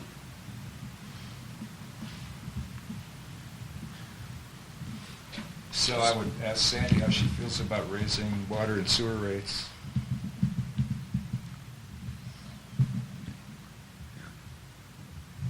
That's Standish's recommendation. Well, and as I think you said, I'm not being, I'm just being, that's the trade-off. Right, but it's Are you the- comfortable with that? Raising water and sewer rates? I think we have to raise water and sewer rates. I think we have, if we can get a rate study done, because I've been on this board for 8 years and we've been losing our shirt in both Well, I of us. agree, but And but all it's I'm up to the proposing, consumers all I'm to proposing decide. is a balance. Yeah. And that is giving something back in electricity where we've been making money. And the government's not stupid. They don't loan us money and not have these tier ratios really tight, so that we've been building up the $2 million of cash, even after paying PG&E, $6 I know. point something million dollars. So I'm just proposing a deal. Okay. And we don't have to give the reduction now if that's the consensus of the board. But we promised the community a Well, I reduction, mean, as Sandy said. down the road, I'd like to see electric rates go down, but I just think it's premature right now. But that's just my vote. So Eric, with a K, can we do this mid-year or does it have to be at the beginning of the year? You absolutely can do it at any time. You can make a motion to change the rates as long as you're lowering them. If you raise them, it's a different process. And that applies across the board according to district council. So that you can, as long as you're lowering, there's not an issue.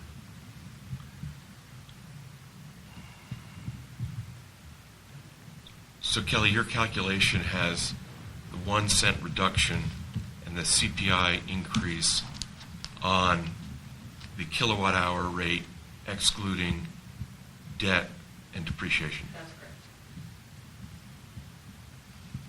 Maybe that's your compromise for the first half and revisit it depending on how the rate study and rate increase goes. And that's for your others. proposal, Eric? Well, I wasn't support that? anticipating the depreciation, but after this conversation, I would exclude that too, to go part way and show a very small decrease. But the other thing I do remember is when we did all the analysis for the Out Valley line and PG&E and what we were going to do, I thought we had determined that we would have to stay at 67 cents for 5 years or something like that. So I was pleased actually to see these small reductions. And if we can reduce more once we do the water and wastewater. Again, my concern is we have limited property taxes. Now, if we can, if we in the county can come to some agreement about what we might do with fire, that would give us some additional relief on property taxes. Then we would have more of that to balance things out. Absolutely. But including capital expenditure, primarily capital expenditures. But I would just as soon. I think what Kelly's done now is a good approach for now, and if we can change it later in the year, great. That's what I would. So you're comfortable with staying with the proposed 66 and a half? Yes. Are you comfortable with reducing it? This, just the way it is, It'd be a half just the way it percent. stands Oh, Yeah, half a here cent in the budget. reduction. And Sandy did answer your question, Peter. She said Yeah. she's fine with raising rates on the other funds. Okay, okay. Jeff, So- what's your view? Well, I'm worried about the overall, but I think we made a promise to try to reduce the electric when we can do it. And I tend to agree with you, Standish, that electric is producing positive cash flow. And, if we're going to have everything pay for itself, it's more than paying for itself. So I think there's a rationale for some reduction, and I would be comfortable with the reduction that's shown. I think that's about minimal, half a cent. But it's, I'll go along with that. it's in the right direction. Provided we can revisit it if and when we, provided we can revisit it mid-year. Yeah, absolutely. And we could even, as part of the other rate studies and changing of water and wastewater rates, we could consider at the same board meeting a reduction of electric to offset all in one. I mean, they're obviously, you can't tie them together as part of the rate studies, 218 versus non-218, but you can consider them all at the same board meeting and take an action then to, support the community that way. So you're suggesting we don't need to take action today? You do need to make the motion, since I heard consensus from three of you, you do need to make the motion that is included in the packet to direct the general manager not to implement, et cetera. Not to implement the CPI adjustment on Correct. debt portion. Do I hear a Yeah, so motion? I'd like to move that we exclude the CPI increase on the debt and depreciation portions of our rates For the electricity. for the electric. For this fiscal year, For this fiscal year, subject to ordinance review in 1601, 6 months. Section 6. Mhm. Okay. Yes. And just for clarification to me, you're not proposing to do the reduction now? No, we do the reduction in the 1 cent, and then add back in a CPI increase for all costs except for debt and depreciation. So it comes down and then it goes back up a little bit. It's what's in the budget now, Pete, which is going from 67 to 66.5. It's a 0.5 cent reduction per kilowatt hour. And it's a total amount of $34,000? I think that's what it is, over 6.8 million, a half a cent. I'll second that motion. Moved and seconded. All in favor? Aye. Opposed? No. You would keep it the same, or 67, or? Yeah. Motion passes.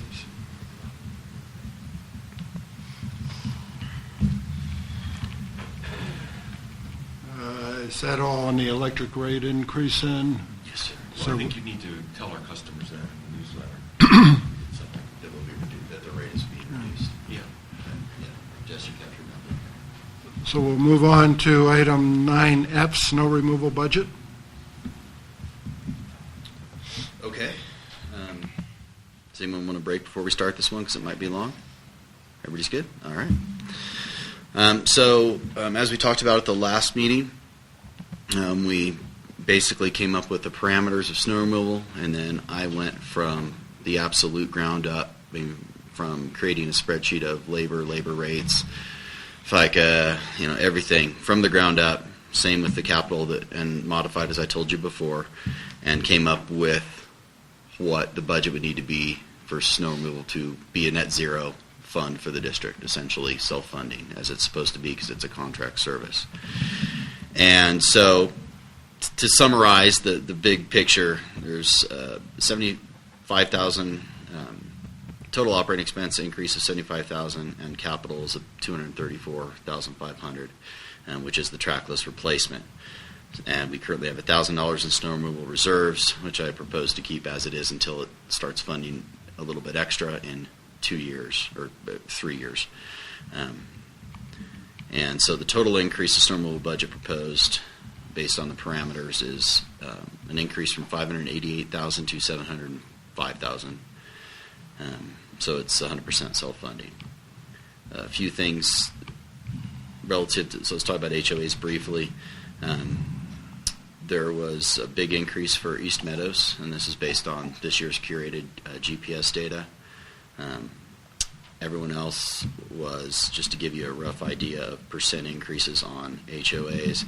HOAs that saw less than a 0.25% change of total contract value from last year to this year is 12. Those that saw between 0.26 and 0.5% change are 4, less than between 0.51% and 1% were 2, and greater than 1% were 5. That's where the changes occurred. So it was less than 1% for 18 out of the 23 HOAs was the percent change of the overall snow removal contract allocation for HOAs.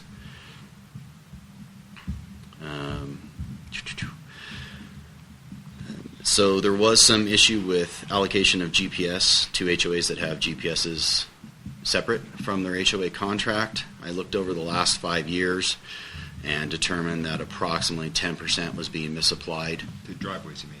Driveways were being misapplied to HOAs. And that was looking at the last 5 years and going through that. Now, bear in mind, that's not curated data for the last 4 years, but this year's was curated, so I was able to use that as a really good sounding board, as well as staff input from Dave Waddle and Joe Pellerin. And so that 10% was pushed over to the total driveway contract amount. So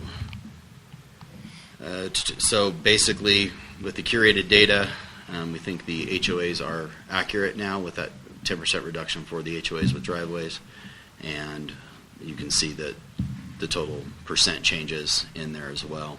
With regards to private driveways, as we talked about last month, we looked at different buckets. I tried to use 3 buckets. It would have been very drastic to use 3 buckets, so I ended up using 4 buckets.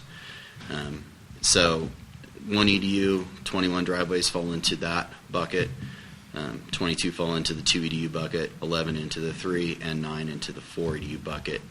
Relative to changes now, driveways will see we have 63 total driveway contracts. Driveway contracts that will see a less than $100 change, and that could be negative too, are 16. Those that will see a $100 to $250 change are 14. Those that will see a $251 to $500 change are 17. Those that will see a $500 to $1,000 change are 14, and greater than $1,000 is 1. Bear in mind, this does include shared driveways, so some of these numbers are split. It's 2 customers, but we calculated them as 1 driveway, e.g. Epstein-Williams is 1 driveway in this calculation, but they split the cost. So in some of those numbers, you'll see that split even further. Looking at the district's cost of snow removal, this was more interesting, and I really had to do some serious digging, and I never could.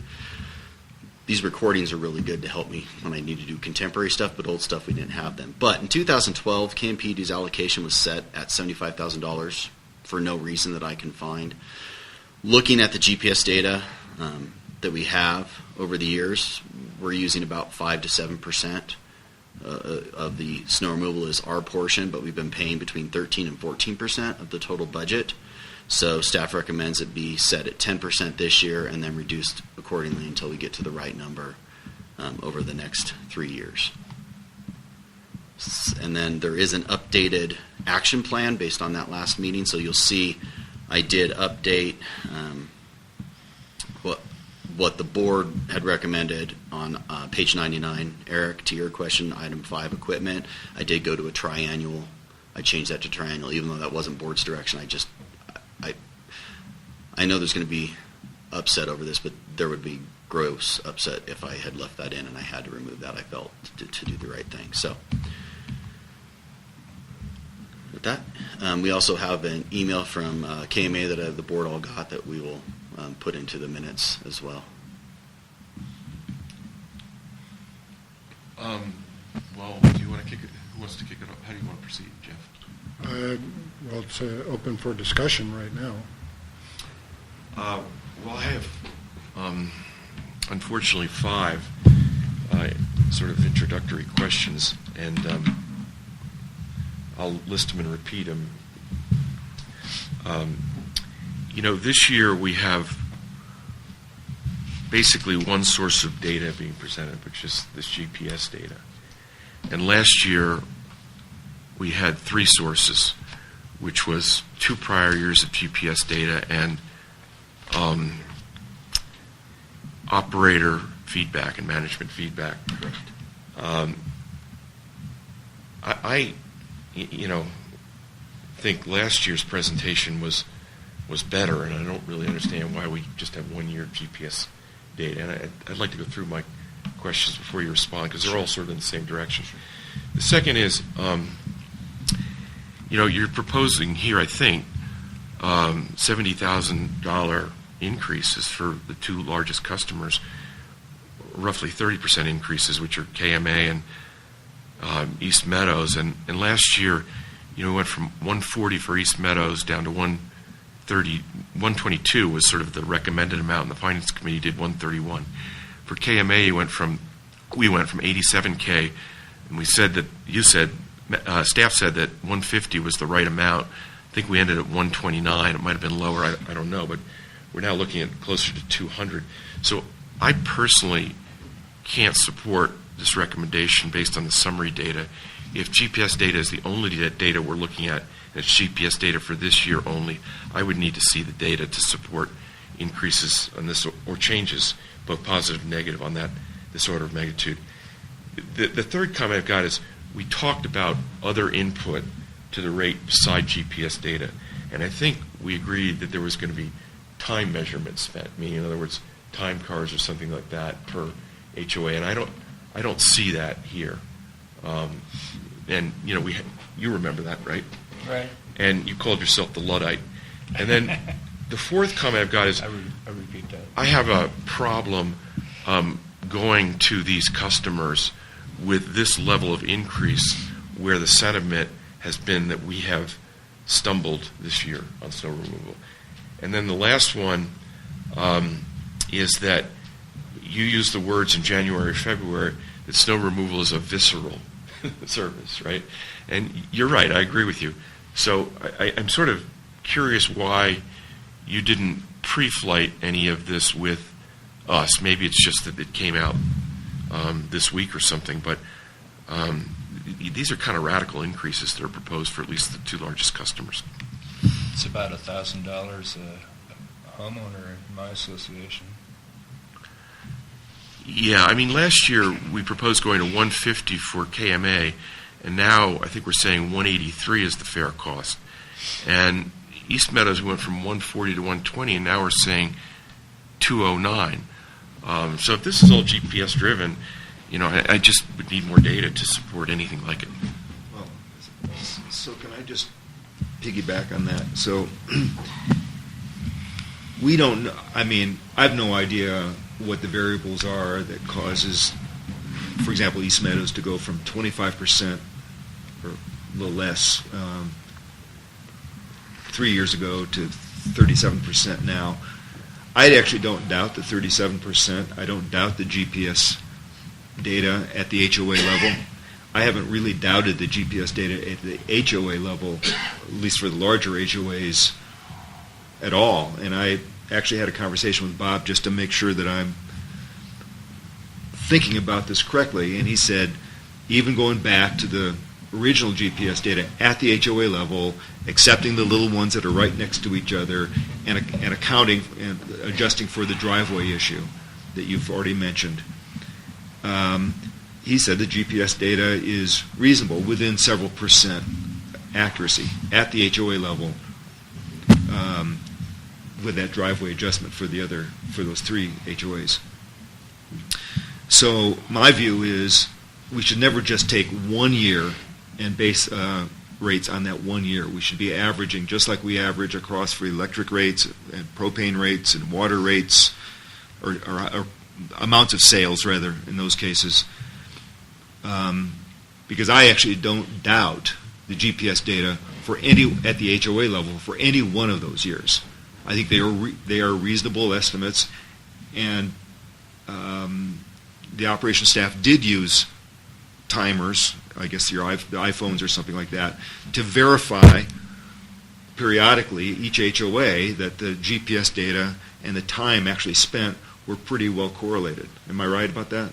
Yes, so to answer Stanish's third question, or fourth item. Anyway, time measure spent, yes, there was quality control done using phones, cross-referenced against. Right. So we videoed. It was the easiest way to do it. And for a particular piece of equipment, we went back and we checked, Drew and I checked the report server data for that particular piece of equipment in that particular HOA, and we were, plus or minus a couple percent at worst. generally So, within so my minutes. thought here, which is similar to Standish's on his, I think, question number 1, is that we should be averaging. Now, with the exception that we need to adjust the other years as well as we can for the driveways, because that's a known error. And in talking to Bob, I think Unit 3, which I think is the upper part of Hawkweed, Correct. was the polygon was wrong. So that would have to be corrected as well. But my feeling is that we should be averaging, and we should always, as going forward, we should be averaging and not just using any one year as the predictor for the next year. So that's one thing. The other thing is not related to Standish's questions, but related to all the assumptions we went through last meeting. So I was the proud owner, by name, of the most expensive model. And the reason that was the most expensive model was because if you do the multiplication of the staffing and the rates, it came out to be 7,000, the different staffing tiers, rather. It came out to be 7,960 hours of labor at the different rates. The Operations Committee was a much more reasonable approach. That came out with 6,640 hours. Then there was an alternative that was put forward by staff, just if we wanted to go lower than that, and that was 5,440 hours. And then, although it wasn't calculated, I did go the board staffing, the direction we gave, that came out to be 6,480 hours, or about what Operations Committee, a little lower. But now what's proposed is 8,180 hours. That's why there's a big jump. That's one reason why there's a big jump in the labor. I don't quite know why that jump. And if we take that back down to, and it's all, first of all, it's all in the temporary seasonal. It's all in the temporary seasonal. Correct. And it's more hours. What we were seeing was an average of 320 hours per seasonal operator. Now it's an average of 660 or something, 660. As much as I would love to be able to throw hours into the budget and so on, I don't think we can afford it. I mean, what I was thinking last month was something between the Operations Committee and the alternate. I mean, that's what we approved. That's what we were thinking. So that would be 6,480 hours, 6,500, 6,600, something like that, and not the 8,000 hours. If we were to make that adjustment, it would bring the $704,000 down to $670,000 or something like that. So, I went through this in great detail. I spent a lot of time looking at this, and my feeling is that we could provide good service with all the the equipment, the housing moves we're already making. I mean, here were our problems last time. We didn't have the staff. We're now talking about good staffing, even if we pare it back a little bit on the temporary seasonal. Inadequate housing to keep people on this side. I think we've already purchased. We're in the process of purchasing one condo unit, and there may be another one coming along. We talked about that last month. The equipment was down. Well, we have a mechanic, and that's in our staffing model. We've got a very good mechanic, and we are including in the budget this new trackless, a replacement trackless, and the refurbishment of other machines. So we're taking care of the problems that existed. So I don't think we need to go beyond the 6,600 or hours or whatever that was in last month's calculations, and I think we could bring the budget down by $30,000 or $34,000 and ease this a little bit. That, along with the averaging, which is I think the more fair way to do things, smooths out the curves a little bit in terms of increases and decreases and so on. So those are my thoughts. Where are you getting these hour comparisons? Well, he's right. He's right. But can I answer why that changed? Yeah. Just because it goes to the whole thing. So we presented a rough storm cycle schedule to the board of what it would mean to have so many people. With those people at 320 hours, that puts them at 20 hours. Basically, it puts them at 20 hours a week. I couldn't staff that schedule on 20 hours a week on the back of 5 people. It simply didn't work. I had to get them up to. I had to calculate what would it mean to provide the storm cycle schedule that the board was comfortable with, and that's why it went up from 320 to 6 in some models. And we also did not shorten the season, which operations did, which added more time back onto that as well. So those are the 2 components. Yeah. So you're absolutely right. My way out of that, because I knew that that's what you had done. Yeah, you and I. Yeah. My way out of that is to, again, this is all budgeting assumptions, right? Right. My way out of that is that we have the, we don't have the 5 temporary people for those all those many weeks, the 22 weeks or whatever is, some of, I don't know what's realistic in terms of being able to bring somebody on on a short-term basis. But the whole point of having a differentiation between the full-time seasonal and the temporary seasonal is the ability to do what Michael used to do, is to say, we don't need you for these 2 weeks or these 3 weeks, or we've got a dry month and we can lay you off. And just that's the way that worked. And I think we've got to have that flexibility. So I would just make an assumption about fewer weeks. Sure. And all this is changeable. I have all the spreadsheets. So that's, but basically I don't think we can afford the 8,000 hours. That's what I think. So what would you say for the part-time seasonals? What's the right number? And not 660. What do you think is the number? And I can tell you exactly what that'll change because I know the exact costs right here. So right now, those part-time seasonals account for $65,000 of the total labor. Yeah, no, I just think it should come down to $30,000 to $35,000. I mean, it's basically what we were looking at last time. So you want to put it back to 320 then? Well, on average, over 5, but you might only have 3, a lot of the time. Or you might only have 5 for 8 or 10 weeks. That'll reduce to $34,000 roughly. Yeah, that's what I think. I just don't think we can afford the 8,000. Sure. That's okay. To answer Stanis's first question. And by the way, before you do, okay. I agree with Eric that I would be prepared to accept the accuracy of GPS data on an HOA. Not driveways, but an HOA, or a large geographic area. And I agree also that to the extent that we're using something in addition to operator assessment or managerial and operator assessment, I would prefer to use 3-year averages. And so the reason we only used 1-year average is, as you well know, all of our meetings, data this year was curated. Data this year is better than the priors. And I agree with Bob. Generally, HOAs were inaccurate, or were relatively accurate. What I would say, though, and this is my pushback on a 3-year average across the board, there are some HOAs that is not appropriate for. I found, for example, Sun Meadows 1 and Sun Meadows 3-4 and Meadowstone. Their polygons were too large. Did we reduce any others, Drew? Those are the 3 off the top of my head that we reduced. I think those are the 3. There may be more. But we reduced them because they were capturing drive-by time to Juniper Ridge and East Meadows.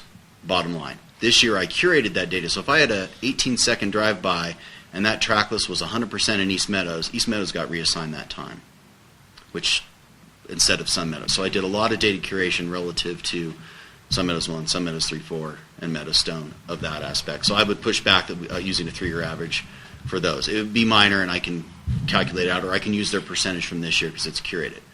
Unit 3 is the opposite. It was too small and wasn't capturing enough, and KMA was taking the bulk of Unit 3's time. That has been curated. That polygon has been expanded, and that has been curated as well. There was also an anomaly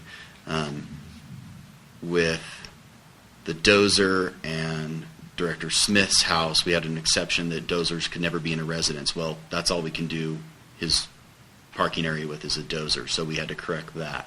So there's those corrections that I'm fine with using the average. The only reason I use this is because we went through such menstruations over the accuracy. And this year, I have spent ungodly amount of hours doing data curation. And it's been reviewed by Bertrand. He's looked at it as well, and I send him updates as I get them. That's why I used 1 year.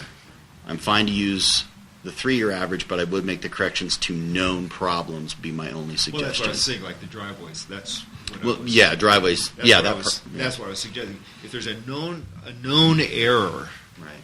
then make the correction. Yeah. Okay. But that's, but I think there are other variables that we probably don't understand that will vary the percentages year to year to year. And that's why an average should get you a better idea of predictor of the next year.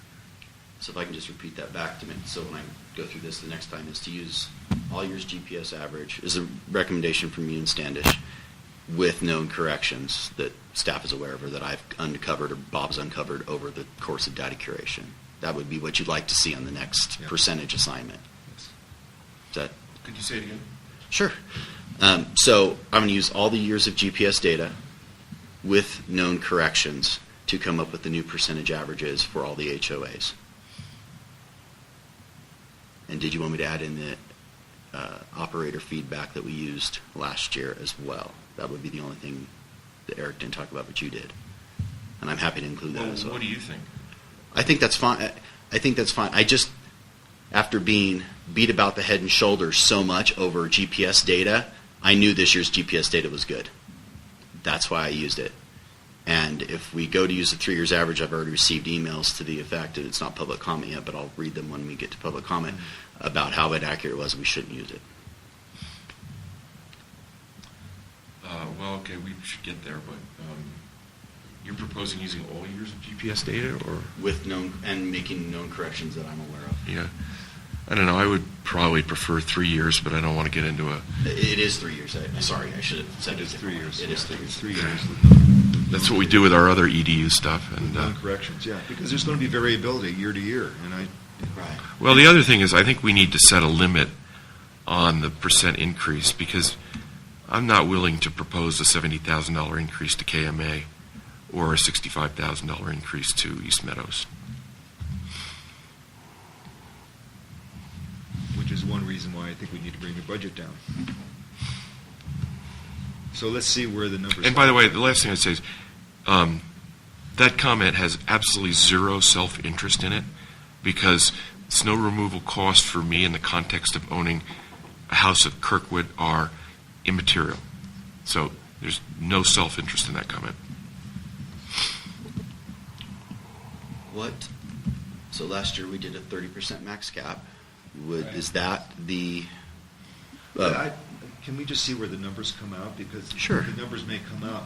I mean, if people agree that we can reduce our costs somewhat, and if we can agree that we'll make this averaging with known adjustments, let's just see where it comes out. I mean, I don't know what it'll come out to be, but I mean. I support the approach you just suggested of seeing where the numbers come out, the 3 years of GPS data with known problems corrected, reducing the number of hours, and finally input of management and operators. Sure. Is that a reasonable approach? Absolutely. Okay, so my question to you, Eric, is I can do I'm that. surprised there are no KMA people here, but I'm sure they're on the web, except for Peter and Jeff, but they want numbers sooner rather than later. Yes. Are we going to not give them numbers and defer this till June, or how do you want to proceed? How is the best way to proceed? The numbers are never finalized till the board finally approves them. But once this is implemented with the changes, what I would probably recommend is, once I've made the changes, I can share that with the board and with our normal distribution list of this is tentatively what's coming up on the next board meeting with these numbers. And I could share that. At this point, making these changes you guys have asked for are really, the spreadsheet is so well built. It's like Kelly's spreadsheet. It's not 42 tabs, but it's This is a case of veritable my ton. spreadsheet's better than yours? No, hers is better than mine. No, hers is more thorough. She deserves to pull out her hair more than I do. But She's got more hair. it's very easy for me to implement this and get the board exactly what they're looking for. I have no problem at all. Easily done, and I can get those numbers. I'm on vacation next week, and I won't be thinking about any of you for a week. But when I get back, I will be able to hit the ground running and get these done in a couple days. If that's fine, and then if the board's fine with me sharing preemptive numbers, these are not adopted by, with a caveat, of course, not adopted by the board, not final. Here's our tentative after board direction at the May meeting. It's really, really easy for me to implement. I think that's reasonable. Yeah. And I have all those numbers, and I could go through them line by line for you now, but I'll just give you a nice product at the end that you can look at.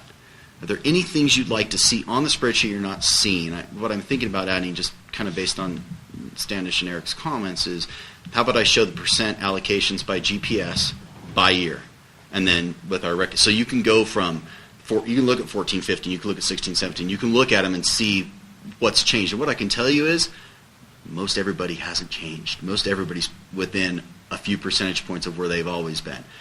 So even with data creation, for example, brought KMA down from 36, 35, 37% to 33.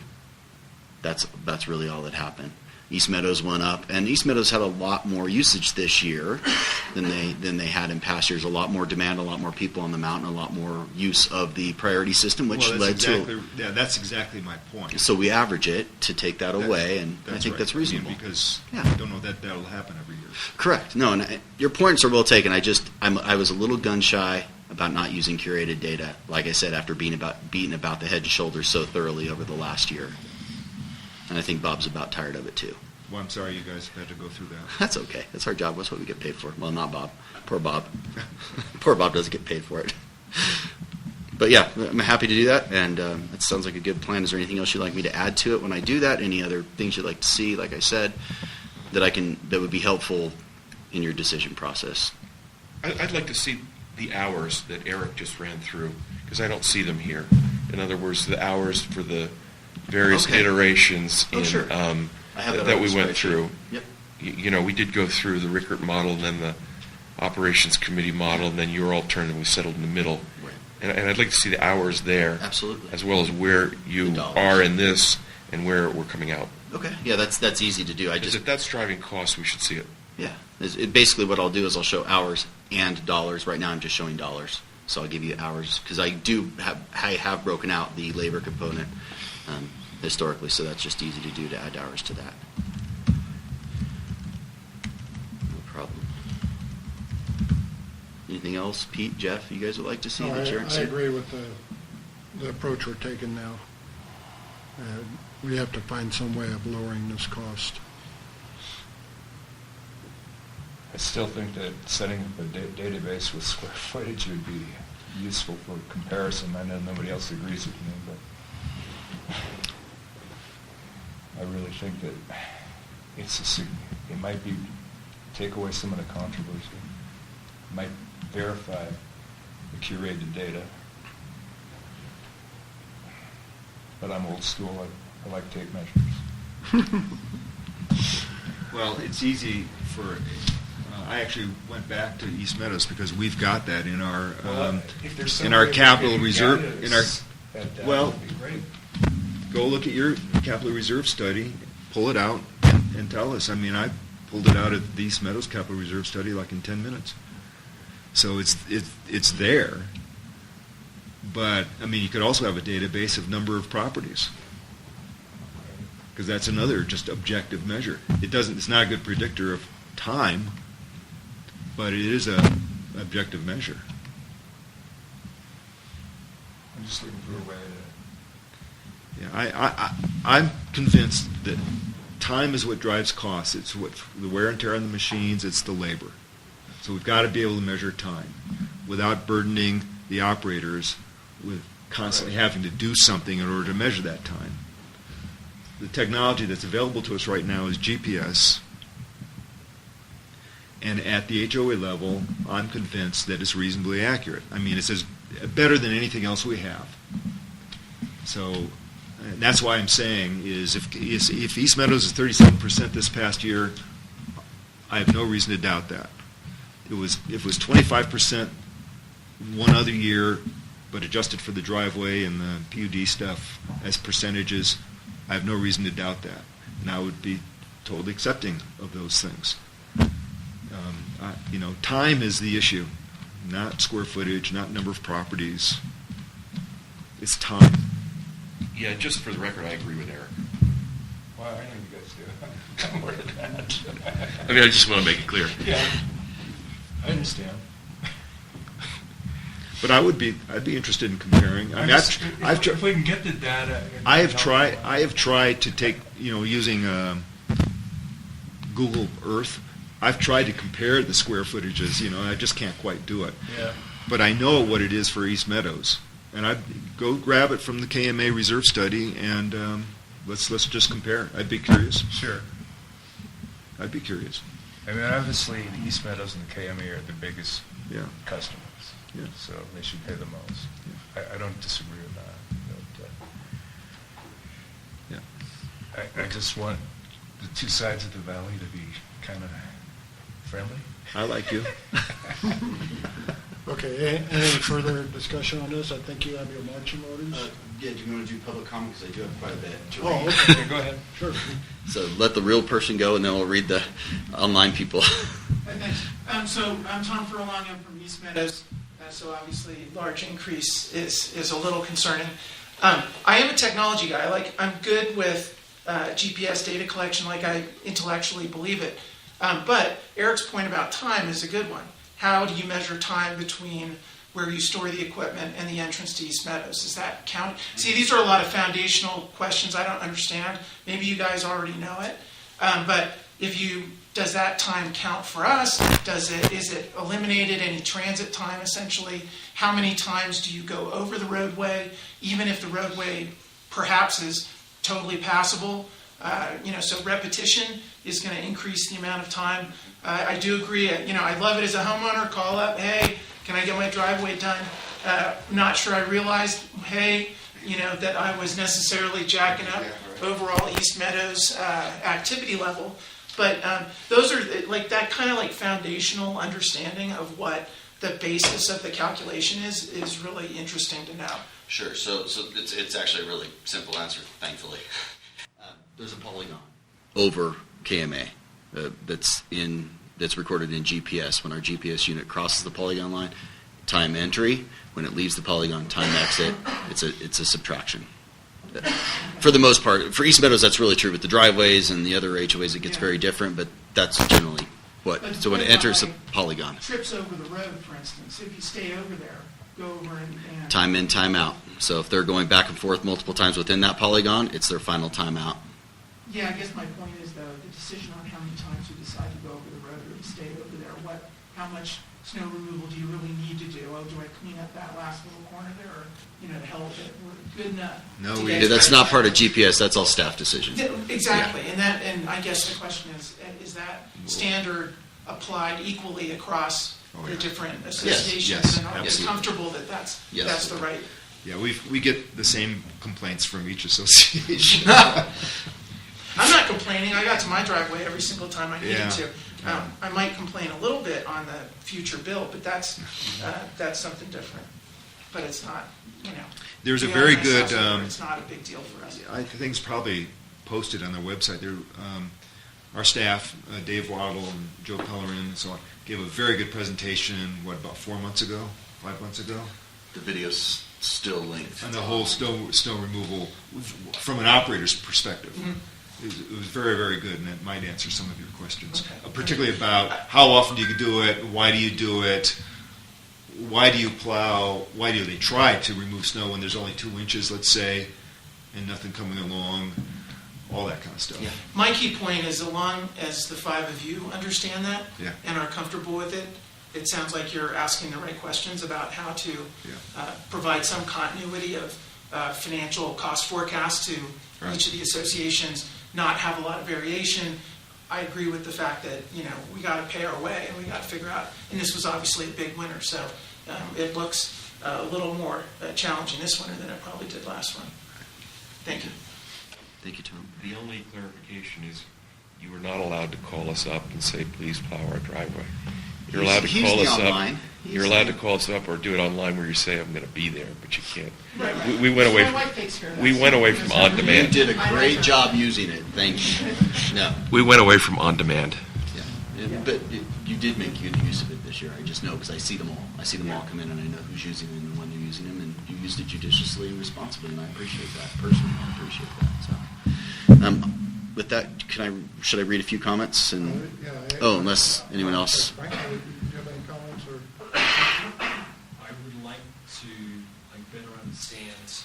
I'm always suspicious when I have my HOA rates dropping significantly and then finding that in the following year they jump back up again. I think the timing of getting the numbers is really important for the few HOAs that we represent.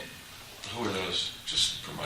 Palisades is one that seems to stick out, going from 24,000 down to 16,000. I'm not arguing that that's not a great thing for Palisades, being on Palisades board, but just the fact that it's moving around so significantly makes me wonder. There'll be winners and losers, and I think the winners will be quiet and the losers will jump up and down about how did we do it, and how did this board come to this significant change? I think you'll see that change. So two things I want to address because one issue keeps getting conflated and should be addressed once and for all. The relative percent change from year to year has not been relatively significant. The dollar change is significant because we're going with a different model this year than we have in years past. So dollar changes can be more dramatic even if the percentage remains the same. So I just want to clarify that. So someone who was 1.5% last year and is 1.5% this year is going to see a dramatic increase because we're increasing the overall snow removal budget by $170,000 or maybe less now. Dollars. Period. The end. That's just simple math. Relative to the bouncing around, I think the 3-year averaging that we're going to do is going to mellow that out. We had very low demand. I can tell you I know this because I see everything that comes in. We had very low demand from Palisades owners this year. They just weren't in residence. East Meadows were in droves, more so than we had seen in the past. So East Meadows had a lot more usage than Palisades. Again, going with the 3-year rolling average, that should let me just smooth it out, like you said. I had just done some estimates. These are not really accurate. But I was trying to adjust for the driveway thing because I was curious to see how this would work out for each HOA. For Palisades, what I had was 16, 17, 4.4%. That's, again, my attempt at adjusting for driveways. 17, 18, 6.34%. So, that's a jump of 25, 30%. And then this past year, already curated 2.98%. I mean, so from 6.34% to 2.98%, that's a 50% drop. That's what I mean is that's why averaging smooths these things out, because next year, your Palisades neighbors may be putting in requests all the time or notifying that they're in all the time. And there's a new property in Palisades. And there's a new property. So that's why the averaging and smoothing things out is why I think that's important. So, unless you had anything else, Tom? So our first email for Bertrand is absolute change is not a proper comparison since most HOA have small percentage allocation due to their small size. One need to look at relative change for each HOAs. The next comment, this is a public comment from some fellow named Bob Epstein, not a board member. Looking at the specific changes, they don't appear rational from a customer perspective. We're doing 2 changes. First is the overall allocation of driveways that could be applied uniformly. The second change is moving to EDUs. Combining the 2 in the same year may not make sense. There's very large changes to many people that are hard to explain. I would make changes in separate years. From Sandy Goldberg, Eric Rickard has a good idea. We would be in favor and would support using at least 3 years of GPS data average to create a fair share for all customers. From Bertrand, previous year have not been curated. They are substantial errors not curated in previous years, which I agree with. And the substantial curation errors I think I can take care of, the ones that are known, that I went over. Another public person, Bob Epstein, again, not sure who that guy is. I agree with Eric that what we learned this year would have to be applied, at least attempted to certain properties in order to use average on everything, which I think the board that's present here has agreed to. From Sandy, again, while we understand there were labor shortages and equipment issues during 2018-19, we feel strongly snow removal service was hindered by lack of plowing criteria and standards removed from our contract. It's our understanding this criteria is removed because KMPUD suggested the 4-inch plow trigger is preventing from plowing 2 to 3 inches. Clearly they intended to do more, but this past year was evidence of the opposite happening, resulting in a significant decline in the quality and frequency. Also, it seemed to us that plowing more often when less snow is accumulated would, I think she means, be less strain on the equipment, resulting in fewer breakdowns and less icing on the roads.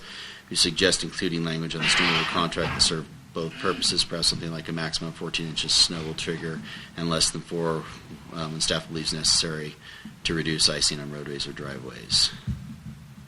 And then from Bertrand, it is a lot of work and you do not have all the data to do a proper curation. Yes, use driver feedback if you do average. And that is all the public comments I have received. Could we, I don't know what's involved. I know we wanted to go with the templates, the contract templates that we're using. But I think it would give people like Sandy Goldberg and others some comfort on the. I mean, my understanding is, I think you told me this, Eric, is that the reason the number of inches falling, that would trigger the plowing was taken out was to give our operators more comfort that they could go out earlier than that. Right. And so the intention was to Correct. Improve things, not detract. But what I'm wondering is if we could have something, I don't know if this would just be an exhibit, or something like that, that would say something like what Sandy just said, which is, and make it so that it's not so hard and fast that we're held to something which, for some reason, we can't do Right. because of some issue out of our control. But something like 4 inches will, 4 inches on the ground will trigger operations, except staff will do it earlier, more frequently, as they see necessary. Something along those lines. I don't know what the right wording is. Sure, I can bring something back to the next. Because I don't want the district to put itself into a position of people saying, "Oops, you didn't do it when you said you did. You said you would. My contract says." Right. When there might be very good reasons why that doesn't happen. But on the other hand, give our customers a comfort level that We're going to try. that there is a performance standard that we're striving for. Sure. Right now, it says the district will make every reasonable effort. It used to say at 4 inches. Now it says we'll make every reasonable effort when in the estimation of staff. I can add 4 inches, or in the reasonable estimation of staff at less than 4 inches, and I'll bring that back for the next time Something for the board like to look that, at. yeah. Yeah, that's Some simple easy to phrase. do. Yeah. Okay. I'll combine basically Okay. this year's and previous years and combine them into something that's reflects you. your intent. Thank you. Comment on that. 4 inches is really a function of the water content. So you get yourself stuck here with 4 inches of cement versus 4 inches of powder. So I don't know if you want to factor that in. Well, that's where the judgment of the staff, we have to, that's exactly why. Or if there's only 2 inches of wet snow and then nothing else forecast, you want to get rid of that before it melts and ices. Mm-hmm. So I think that's where we're hiring staff that we think will do that job properly. And maintaining our equipment that can also do that job. Yeah, no, we can absolutely include that, and I'll bring that back for the next iteration. If that's the general consensus of the board. Just I'll look at it. I would be in favor of solving our operational issues and not changing contracts because of all the cycles we spent on KMA's contract last year. But that's just, frankly, what I said at the last meeting. Fair enough. Okay, any Further discussion on this? I think I got my marching orders. Very good. We'll leave it at that and move on to item 10, General Manager's Report. Well, sticking with the snow removal theme, we did receive a visit from the Regional Water Quality Control Board. They were visiting Vail to review their violation and performance, and we were notified that some of our ramps that were created by this heavy snow year were too close to the meadow, and there was detritus and debris in it, and they wanted us to peel those back. So we have contracted with Vail, who has the equipment to do that, since we don't have a snowcat, to do that for us. But that would just be another additional cost to going to snow removal that we're going to have to anticipate in heavy years will be a factor of life. It's our new reality. So just wanted to make the board aware that's something else that's going to be in there as well. We did have a meeting. Are you going to talk about consolidation during ad hoc committee or committee reports? Or you can do it. You can do it now. Just briefly, we met with Alpine. We're going to be reviewing the numbers and with Alpine and with Amador Fire Protection District in May. Rick, myself, and Eric will be attending that meeting to see what it would from Eastern Alpine's perspective, it would cost to consolidate with us. The initial numbers we received were not encouraging, but they've sharpened their pencil, and I understand that it's more realistic, but we'll see this next iteration, which we have yet to see. And I would expect that, based on the meeting of the 21st, I would love to be able to make a decision in June whether or not to send that RFP out to special tax consultants. Yes, thank you. If it doesn't look promising or sufficiently promising. Agreed. That was all I had. Okay, operations report.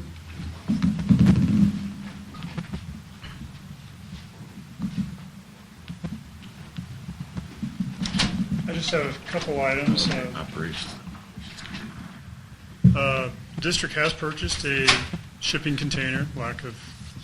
There's numerous names for it, but basically we're now storing our snow stakes in this container.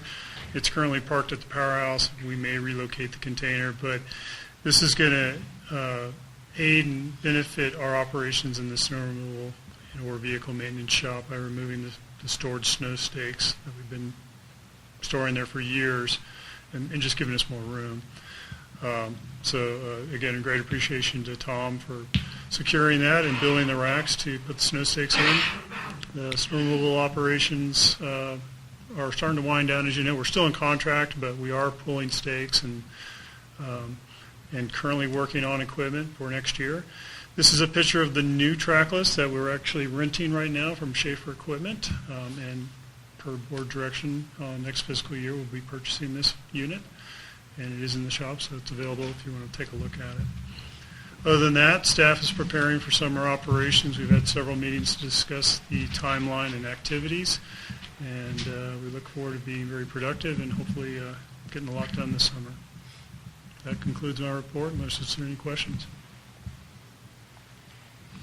Oh, I do have one more item. Our notice inviting bids, or RFP, for SCBA's has been complete. It will go be put into the Tahoe Tribune newspaper next Friday, and we'll release the bid actually today to a couple different vendors. So, and then hopefully by June 6th is the next board meeting. June 8th, we'll come back with the recommendation to the board. Is this the first operations report you've ever given where you haven't given us a problem in the wastewater treatment plant? Or is it you're just skipping over that? I mean, I don't know. I possibly have skipped over a couple things that we'll probably talk about in operations and then bring back to the board if necessary.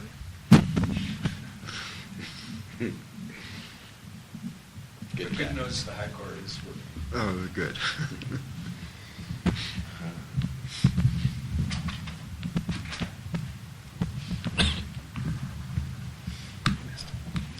That's We're it. all short. We're on the standing committees if you'd like to. Okay.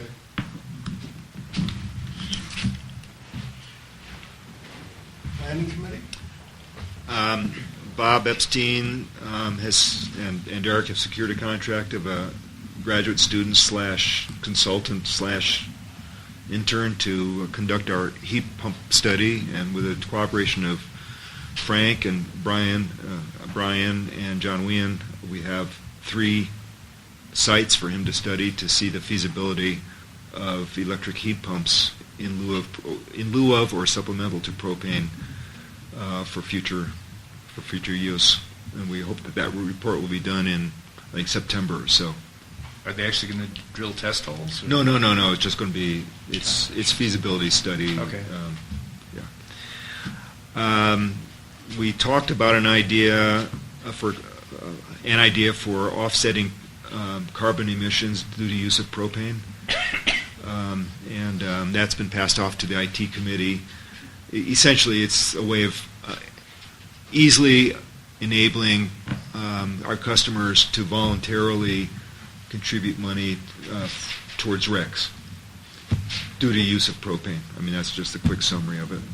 I think the committee liked the idea, pass it on to IT committee, just look at really the feasibility of how much effort it will take and feasibility of implementing such a thing, and then it would come back to here.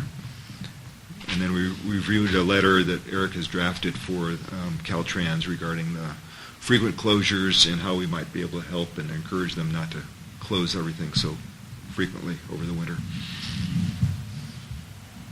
That's it. Operation. I think we pretty much covered everything, didn't we, Standish? Yeah.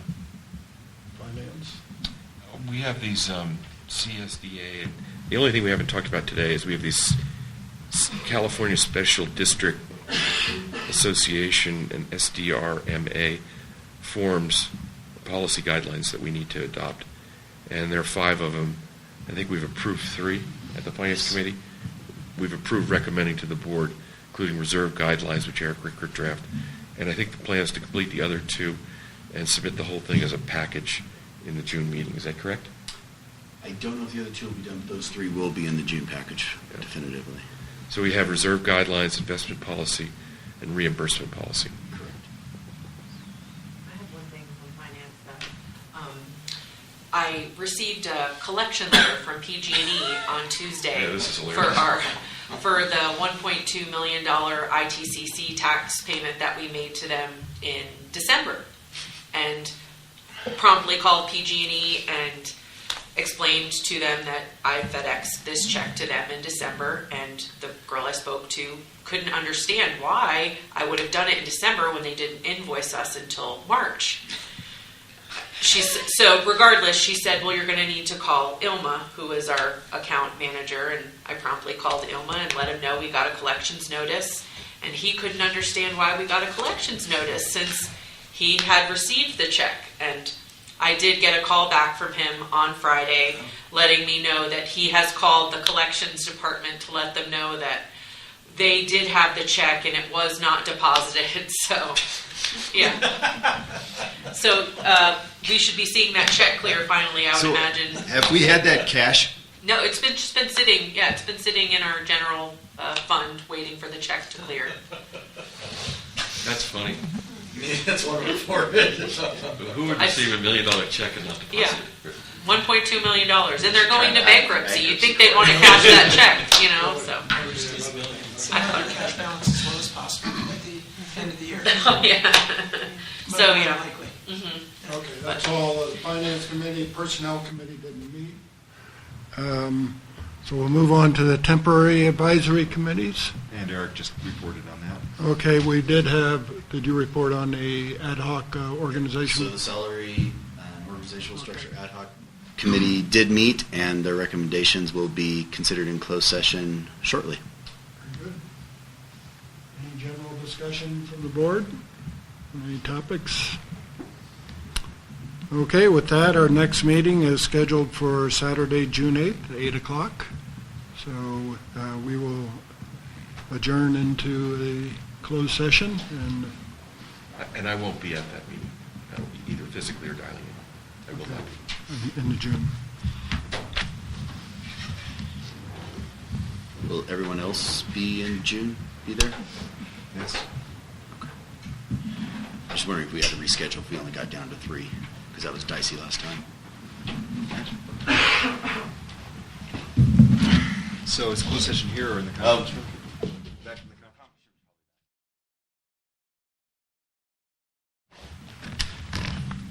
Okay, we're reporting on our closed meeting. I did write my notes here.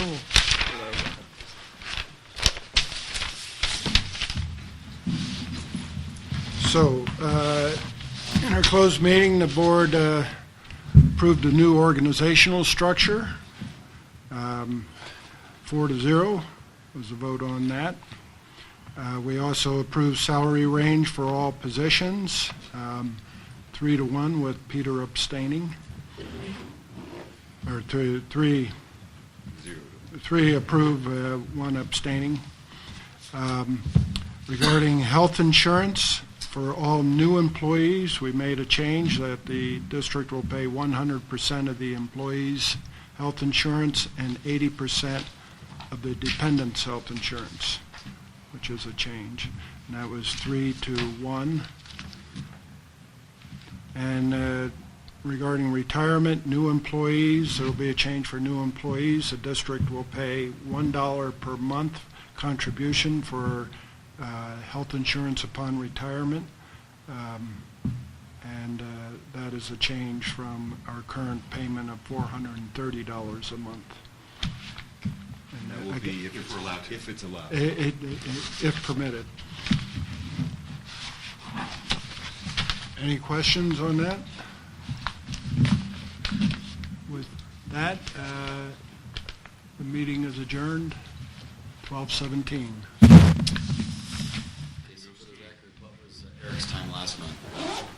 What time did